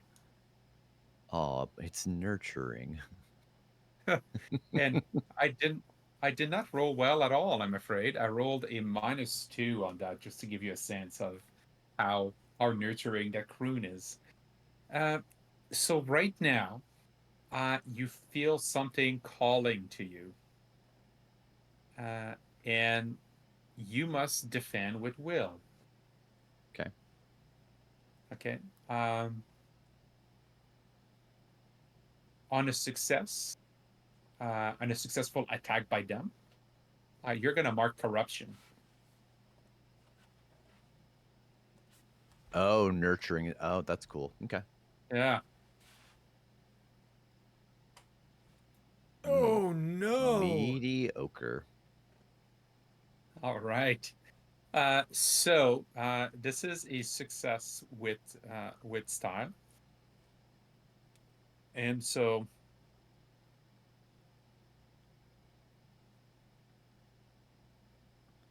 yeah. Gosh, I rolled a -2. Yeah. You got this. You can do it. Yeah, I'm trying to decide if it's. Yeah. All right. I will if I can invoke. Oh, I'm correcting you, Rev. Don't waste your fate points. What'd you say? I am totally corrupting Benson on this shot. Oh, okay. I will let you know I've got 4 fate points and I'm not afraid to use them. Listen, we all know why you wanted to make it a new scene. It was so you got a fate point refresh. That is correct. Everyone in the stream, as soon as you said it, we all went, all right. Oh, yeah. All right. Yeah. Okay. All right. I just don't want you to waste your fate points because I'm looking at the math and uh, this poker game is Oh it's yeah, all yeah, good. yeah. Yeah. And so for the audience, Benson is already at 3 corruption. So what this is gonna look like, I would like you to describe to me as you reach that additional corruption. You're now at Mhm. 4. Uh, you are now corrupting one aspect, and I'd like you to tell us what this looks like and what aspect you're corrupting. And to be clear, what this Ascellan is doing right now, they're starting to transfer in Ascellan consciousness into you and awaken the consciousness that's waiting within you with the DNA transfer that's already started with you.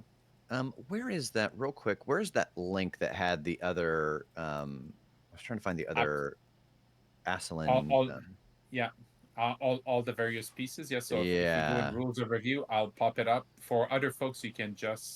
Uh, you can just close that window when it pops up. Okay, thank you. Do you see it there? I do. And so I'm gonna go back to task for a second. You can think about what you want to corrupt, and you can describe to us how this is changing you as this is happening, and as this is rippling through you. Cass, you're in the other room examining Buzz Aldrin, so you do hear this faintly, but it's not in the area that you're in right now. Oh God. Okay. I'm gonna try to speed up what I'm doing. Just do the basic checks and say, oh yes, no, you don't have any of the telltale signs that Mr. Collins seemed to have. You should be all right. Okay. Now, I will say I'm trying to pull up your character here for a second Huh? because I'm realizing something here. You are a xenologist, Yes, I am. right? Right. Um, so I'd like you to roll me your xenologist stunt, All please, right. as you're doing this exam. Oh I think no. that uh, Oh no. Okay. Xenologist. There we go. Ooh, 6. all right, and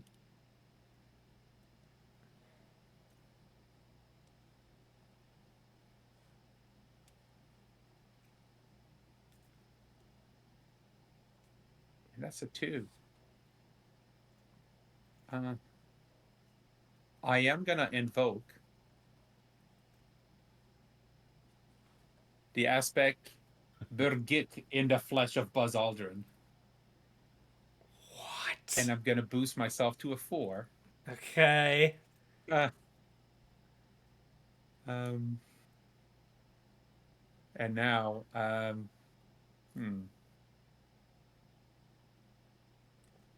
I am also gonna invoke 2 steps ahead. Oh no. I'm just trying to protect myself here. I know. Well, That ties us to a 6. it does, but I mean, I'm an Oh, obsessive alien surgeon. oh, I know my yes, stuff. you are. I know Yes, my you are. stuff. Can I bump that by All right. 2? Too easy. Absolutely, yeah. And I will give it to you. As you're examining him, you detect some anomalies, and as you're going to the mimic because really you want to get to James Lovell here, but as you're going through, you went pretty fast with Armstrong, and then you're going with Buzz, and then you notice some lumps where it should be like some hard lumps where it should be soft. It's like that's kind of weird. And as you're sculpting, you realize that beneath that skin, that is not human physiology underneath that, and you recognize like maybe like there's an extra rib on the Ascellans and things like that. You realize you're like shit. Uh-huh. Oh no. And then my question is, how are you gonna get out of that room without showing that you know who they are. Huh. They have extra ribs? Like they're the opposite of Marilyn Manson? Yeah. That's such a deep pull. That's amazing. We all instantly know an age range of years you were born in. Yeah. Yeah. Um, Oh, that's funny. God, now okay, so here's what I'm panicking about is if it's two of them, what do I do? So do I deal with Buzz and then hope James is on the level or a chance that they're both Ascellan? You said there are windows in these rooms? yeah, there's a Okay. window. Yeah. I fly out of it. Boy. Well, I can't say any of this anymore. I think it's that more of the same of just like yes, everything seems all right. Like I'm just trying to assure him like I'm playing dumb. You know, Okay. like looks good. All right. All right. Um. All right. Thanks, Doc. Can I put my pants back on, or Put your it's getting pants breezy back in here? on. No, yes, that's fine. Just stay in the room until I make sure everyone's clear. That way, you know, just in case I find something, I don't want any extra cross contamination. All right.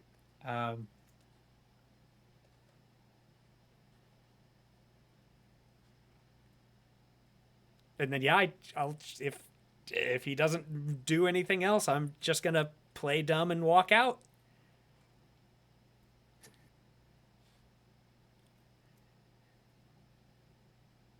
You know, Doc, you don't you don't need to check the rest of the crew. Okay.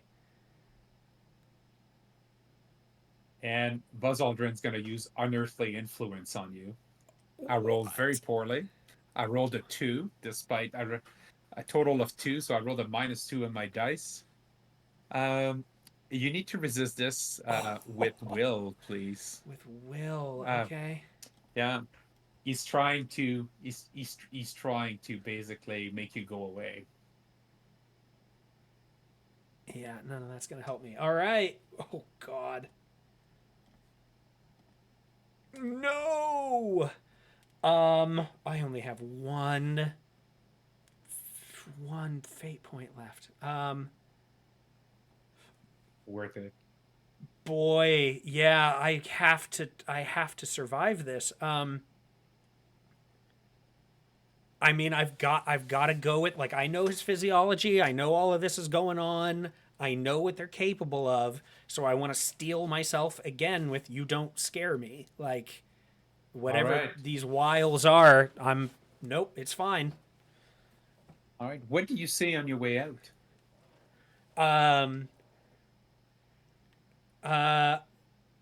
I think I'm just sort of mumbling about like "Oof, one to go and then history will be made tomorrow. I'm so jealous of you boys getting to go up and see the world from afar, and like I'm just trying again to sound like kind of just a bumbling He yeah. narrows his eye. He narrows his eyes and he looks at you. He's trying to peer into your soul. Like it's like, okay, whatever.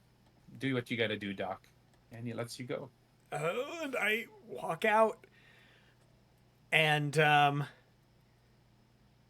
look down at after I shut the door, I look down to Benson and I point and I mouth Buzz.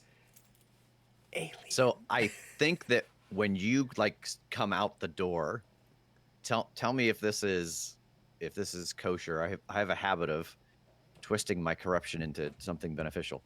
My thought It's is meant that like to be beneficial. Sure. yeah, so like there's Benson is you like start to back out and Benson is in the hallway and he's got his hands on the side of his head and you can see that like the dew claw thumb is up, and as you like stagger out of the door, you close it and you bump into him and you see some of your skin graft goes onto that dew claw and some of it flows into him. And I'm gonna corrupt accidental support animal and change that to a Ascellan support animal, and I'm gonna take the doppelganger stun as well. Oh. because it comes from the skin graft. Hell yeah. Oh, I love it. Okay. That is very good. Hell yeah. That is very good. And so, like, yeah, there's this weird shimmer that like runs over his body. What the hell is that? Excellent. I think I blinked down. Yeah. Did you just absorb some of my graft? Can I offer you something? Yes. We can stick with that, or with the idea of Ascellan support animal, and say, when you pay a corruption for one scene, you mimic the corrupted ability of the other person. That's even better. Yeah. Okay. Yeah. So with your tendrils, you kind of like when you connect to someone who's corrupted, you can temporarily Yeah. Yeah. copy that. It's kind of a raven-like ability. Yeah. Okay.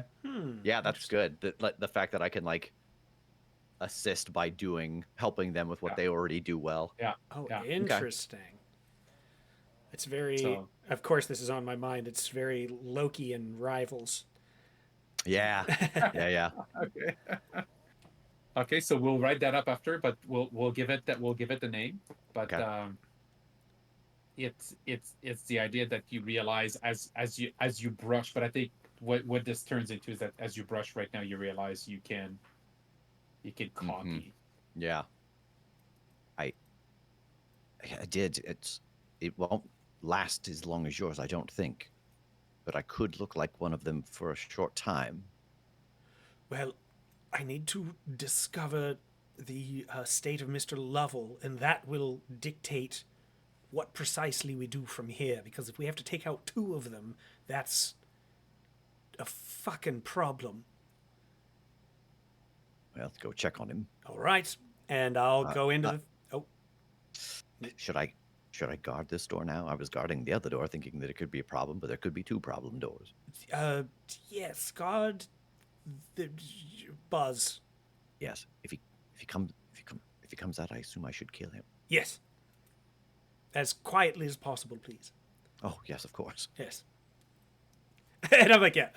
Oh, good. Yes, that makes sense. And we're on the same page. Perfect. And go into the third door. Awesome. James Lovell is waiting for you in his boxers. Similar thing. I want to just look him over and see if there's any sign of. Doc, they literally checked me over this morning before bringing me here. Is this really necessary? It is, unfortunately. It's just, cross contamination, and if they had something already, the other two that they might have given to you, and the whole thing could be a wash. It's all silly, but it is necessary. I'm sorry. Turn your head All and right. cough. And yeah, I mean, is this something I could try to look him over and see if he's got a little extra? Oh, you want to do a little xenologist? I sure wouldn't hate it. Character xenologist. Okay. A 5. Yeah, he coughs like a human. He feels like a human. Okay. Phenomenal. Then I will just give him the same speech, like just stay in here until I make sure everybody's clear, and then we'll be good to go. And I'll leave him. And in the hallway, I'm just pointing to the Buzz door. Just him. Let's. Oh, here's what we'll do. We'll go in. We'll kill him. Slide him out the window. I'll put you out the window. You drag the carcass to the river, and then I'll let them know as Buzz that, well, he got a call on the walkie and ran out. You have that gun, right? Yes. If you're going to use it, let me know, and I'll try to bark when you shoot. Oh, that's lovely. I'm going to use this first, and I pull out the steak knife. All right. Meanwhile, Jesse, and just as before you get into that room number 2, Jesse and Jesus, oh sorry, Jesus and Dr. Cricket, the forklifts come in and lift the pallets. No one is checking the pallets at this time. We see Fuck yeah. them lift them up, and uh, you hear a voice saying, wait a minute, wait a minute. Let me check. Let me check something here. Fuck. Hey, And what are they? What are they doing? and it says, okay, yeah, we're good to go. And they start moving again, and you can feel the rumbling ride as you're going there. Can I use one of my geese to like get surveil the transport of our pallet? Absolutely. Oh, that's Okay. So cool. you have 4 geese left right now, Yeah. And I and go, eyes of a goose, activate.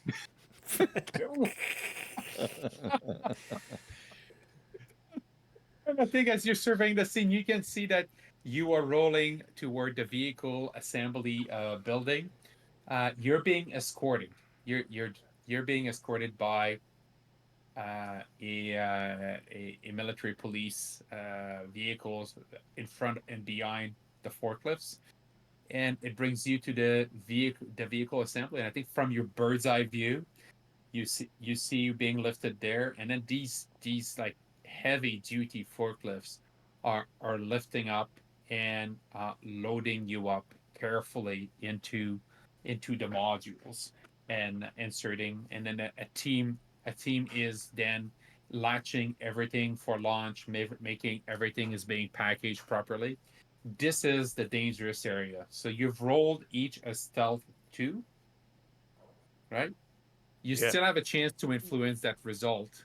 What we're going to do for now is we're going to check with the academics, and I'm going to say um, this is more of an engineering craft slash engineering role for them. Like they're really making sure everything is packaged and tied properly. So as they inspect this, we're going to see whether they notice that things have been. Actually, no, this would be the craft part is not what we're worrying about. We're worrying about whether they've noticed something. I just said it. So we're gonna see whether they spot anything unusual about these 2 pallets.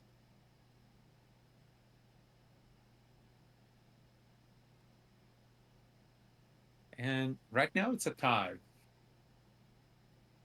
Um, so they won't notice you, but they're gonna resecure the pallet and make it harder for you to get out.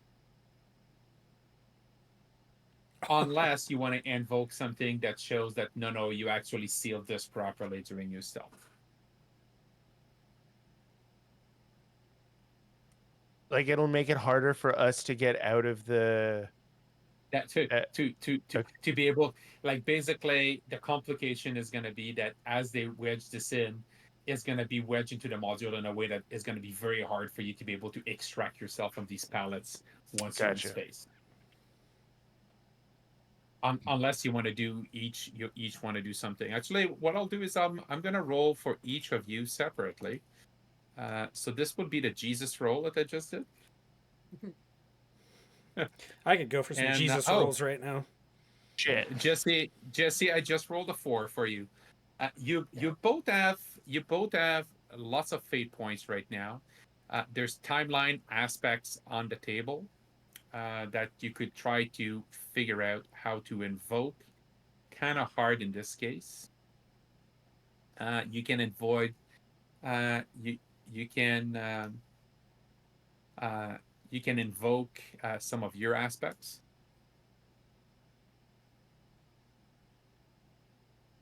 On how you took care of this. Uh, and then I guess I'm talking to Cricket. I give her a heads up of what the situation is, and I go, if we're stuck in here, I do have the shotgun still, so I could just blast our way out. That's what you want in a spaceship. Don't worry about it. I don't know. I don't know if it's like able to like future compel something, but like the idea of like no ordinary dog, like I know that Benson could sniff us out if he had to. Like, does that kind of puts me at ease? Like, if we do get stuck in there, that we could be found relatively simply.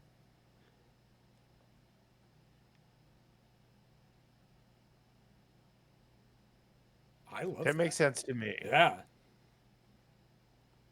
I was like, I don't know if that like I don't know if I'm able to put an aspect in play for future use or not, you know. You can totally put an aspect in play, or you can try to overcome that piece. Okay. I'll do that. Yeah, it almost As seems as like you what yeah. you're describing is just not being as worried about it because, Yeah.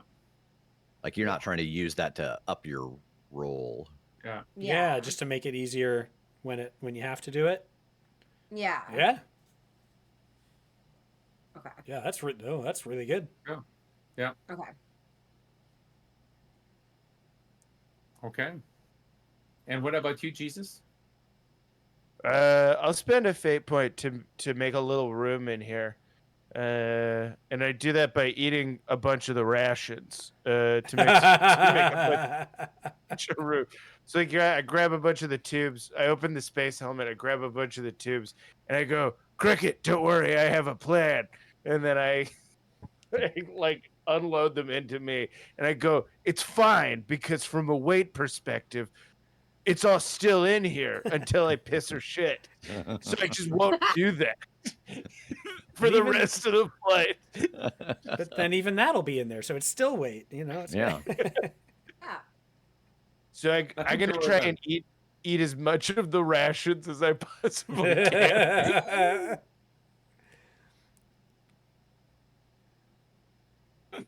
All Can I right. spend a Um, fate point for that, or is that an action? so now spend a fate point on either reckless, I would say, or the bonds of man know no bounds. Oh, Oh, yeah, yeah. yeah. The buns of man know no bounds. Yeah, that works well for me. All right. Gotta figure out It's how to incredible. get this fate point out of here. How do I do this? You just click on the tree above your name, and then you drag one out on the mat. It's not working here. I think I have to refresh. Oh no, I'm good. I got you. I'm just gonna steal it from you. Okay, sweet. Thanks.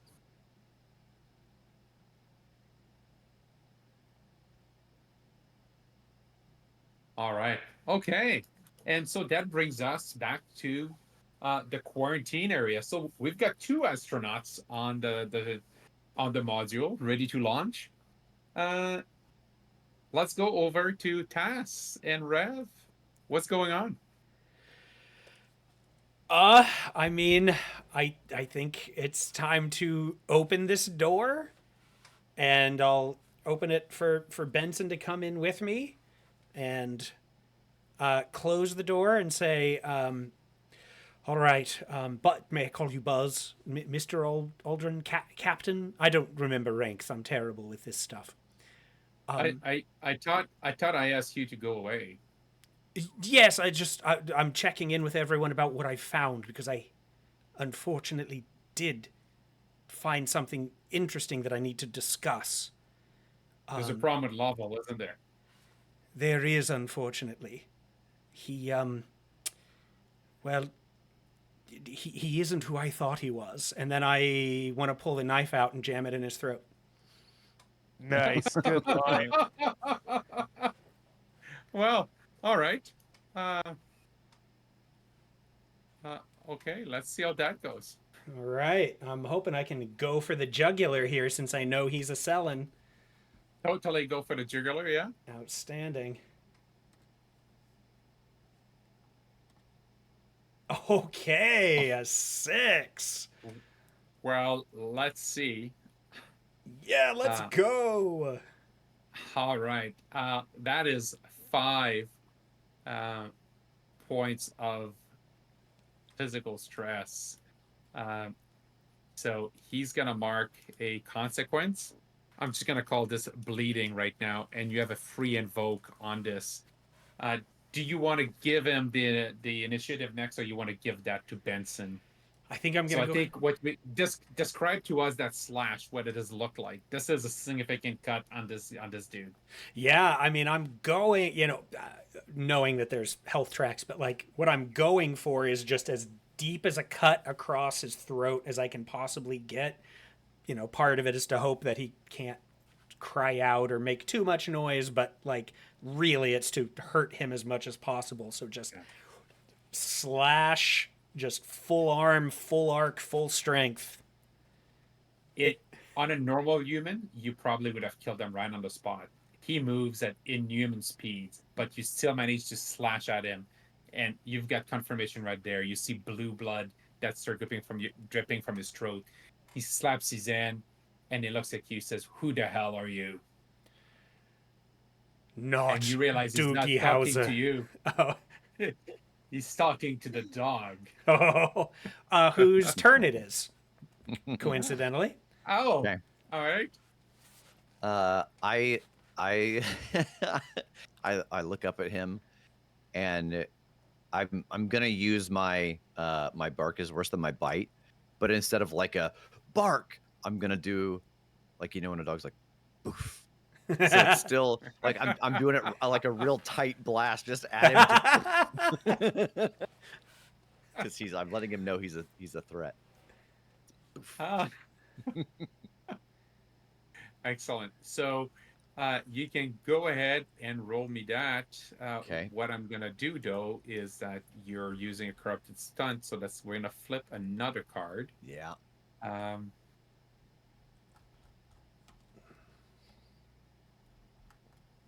Oof. So he will defend with And will. he defends with will on this. Well, they're pretty willful. Mm. They're very willful actually. But let's see. Not not terrible. not that great. And so I think he knew you were not a dog. He was talking to you. He was not expecting this, however. He was expecting, he was definitely expecting something else to manifest from you. And he wasn't really braced for that sonic attack. So as you lit that very deep bark at him, you you can actually invoke if you want. You can grab that free invoke if Tass will let you on the bleeding to see how that looks. I think that like the idea of focusing, the reason I focused that sonic blast is that I'm hitting the place where the skin tear is to try to like expose more of that area. Nice. And so that brings you to a difference of 4 right now. This would be a great time to invoke everything you guys can. Yeah. So right now you're inflicting 4 stress. You can invoke something else that will help you. Is there any? Can I suggest you invoke the timeline aspect? They could be anyone, because that's going to give you a positive ripple. Yeah. Did we the players get anything back at the scene change as far as the fate points? No, you don't get fate points back. Yeah. We get them back at the session. Right. Perfect. Okay. Yeah. Thank you. So yeah, I'm out, man. Yeah, I will invoke.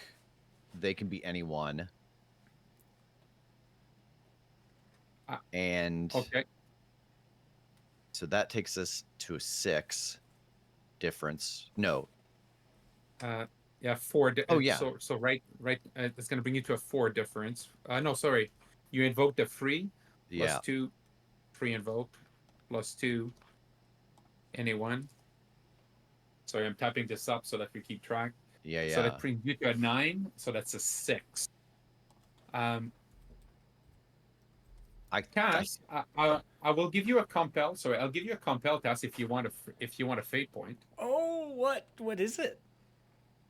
Well, that's something that's going to keep it interesting for the next part. Is I think uh,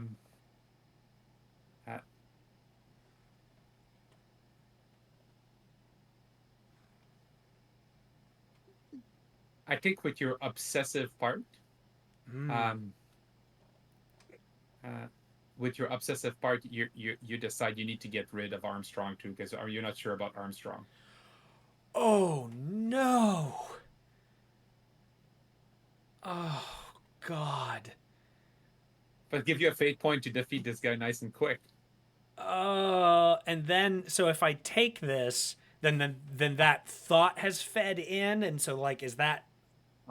So I'm basically I'm compelling your obsessive alien surgeon. Yeah. You won't have to fight Buzz Aldrin. You're gonna kill Buzz Aldrin. Not Buzz Aldrin. Sorry, Neil Armstrong. Neil Armstrong. You've decided we can't take any chances. The only one you know for sure is human, is James Lovell. So you're gonna be like, nah, gotta get rid. And I think we're gonna finish at the end with that scene. Do you want that fate? Do you want that fate point? I will not force it on you because you have no fate point to reject it. Oh man. But this will probably guarantee you success against this guy, because once he comes in, it's not gonna be pretty. Yeah, I just don't know how to justify anything else we're gonna do if I have can to... still spend fate points Yeah. to kill this guy if you don't want to also kill Buzz Aldrin or Neil Armstrong. Or whichever one it is. And to be clear, this would be a major timeline ripple. Yeah. I think I'm gonna... I can't believe... I usually am like, hell yeah, whatever, compel, give me it. But I think I'm gonna pass this one. All right. Oh, and again, that hurts. The way I do this is, if you have no fate points left, I'm not gonna force compel of your character on you. Well, that's so kind. That is no. I think it makes it more fun for you guys. So okay, that was a good one though. Fuck. What else are you gonna invoke? Yeah, because we've been playing it on both sides. I think I'm gonna do Basic Instinct again. Like, I think this last attack is All right, just yeah. Yeah. So you finish him. Describe to us how you take down that Ascellan. Boy, I'm gonna get graphic for a second. I apologize. So Tass has cut this hole or this gash in his neck, and like it starts to kind of open, and then the sonic blast hits it, and it'd be like hitting an open wound with like an air cannon. It just like kind of blows it more, and then Benson leaps forward and like puts his muzzle inside, and you hear like him bite the spine on the backside and crunch it.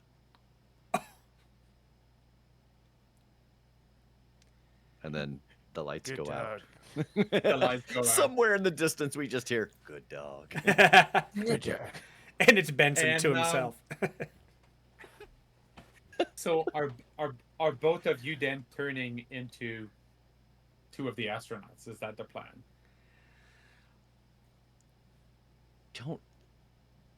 I don't think so, because we've left two of them alive, right? Yeah. So yeah, I think this now the problem is, how do we get Benson in the ship? Unless we just go kill Neil Armstrong anyway. The things we've been saying out loud over the course of our this. stream has been flagged so many times. I know. So we're gonna finish with this. I just need to know what does this look like in the astronaut house? I imagine it is like what we're seeing is, and I haven't even rolled this yet, but I want to touch, his body to try to take his form, and you have seconds, right? Because they heard the commotion. Like, they're just next door to you guys. Right. Yeah. So I'm gonna touch him and try to take his form first. Okay. So I assume I should roll that. Yeah, definitely. Oh God, where did it go? Doppelganger. There And it is. so- Oh. And so that is a corrupted stunt. So that is another negative timeline ripple. So right now, uh, I I uh, I am sorry to say that your your characters are playing right into the Ascellan's hand Mm. because the two of you are Uh-huh. marked corruption. We Marked did get a corruption. Yeah. positive ripple though too. We did. You did, and actually, you're getting a second one because you just defeated an Ascellan. Oh, nice. Hey, I love Yeah. that. All right, I'm gonna Yeah. hit Doppelganger. Ugh. Oh my god. And he can't resist you Ah, because he's dying. Is the life is fading out of his eyes as you're doing this. that was So- a 6 so for the you- listeners. You are copying. It's a fantastic result. So Oh. it's a success. It's a success with style, and we see you rippling and turning into Buzz Aldrin, and you are copying. This is going to be weird. I'm going to let you copy Buzz Aldrin's memory that this Ascellan had copied. So you've got Buzz Aldrin's knowledge. You are copying Berkik's knowledge as well. Okay. Wow. So then I think as fast as possible. For the moment, I'm just gonna flip his body out the window. Scoop up Benson and set him out the window and close it, and just say river, river, river, and then kind of walk out into the hallway. Making a little noise myself and just say, "Huh, that was damn Dodd. He got a call over the walkie that Collins isn't doing so well and ran out." All right. So on that note, we see the scene fade. That says, "Wow. What about the dog?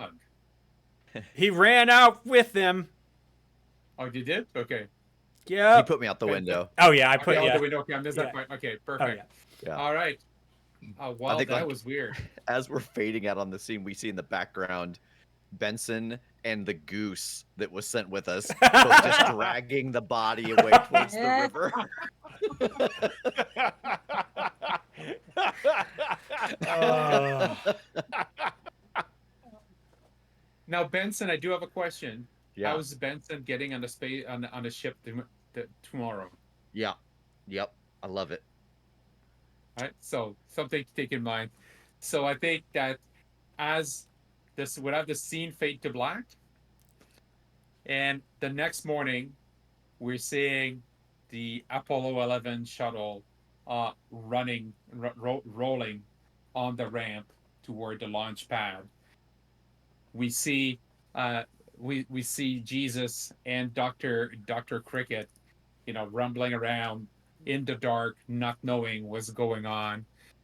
And we see the astronauts being escorted about to board the ramp to get inside the shuttle as they're being shuttled in a little vehicle in their spacesuits running there. Where is Benson? We don't know. We'll find that out next week. Oh, All right. Excellent. God. Oh boy. Thank you All very right. much, everyone. Yeah. So everybody, real quick, remind us where folks can find you, and then let's start with Abdul. I am Abdul.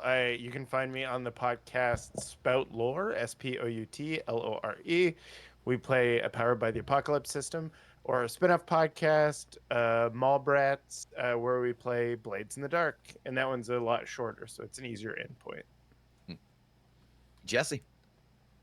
Hi, I'm Jessie Sky. You can find me on the Crit Show's Feel for Thought, as well as Kick Some Ass, as well as in the Discord to aggressively welcome you all. Pascal. Hey, I'm Pascal him from Spotless Dice Games. You can find me at PG-YYZ on Blue Sky or Spotless Dice on all social media. Thank you, everyone. Tass. I'm Tass of the Crit Show, and you can find me at the club for people that don't have hernias. Nice. And I am Rev. You can find everything I do worth knowing about at thecritshowpodcast.com. And join us next week for the final episode as we make our way to space and hopefully safely back again. We'll see you next week. Good night, everybody. Good night. Good night.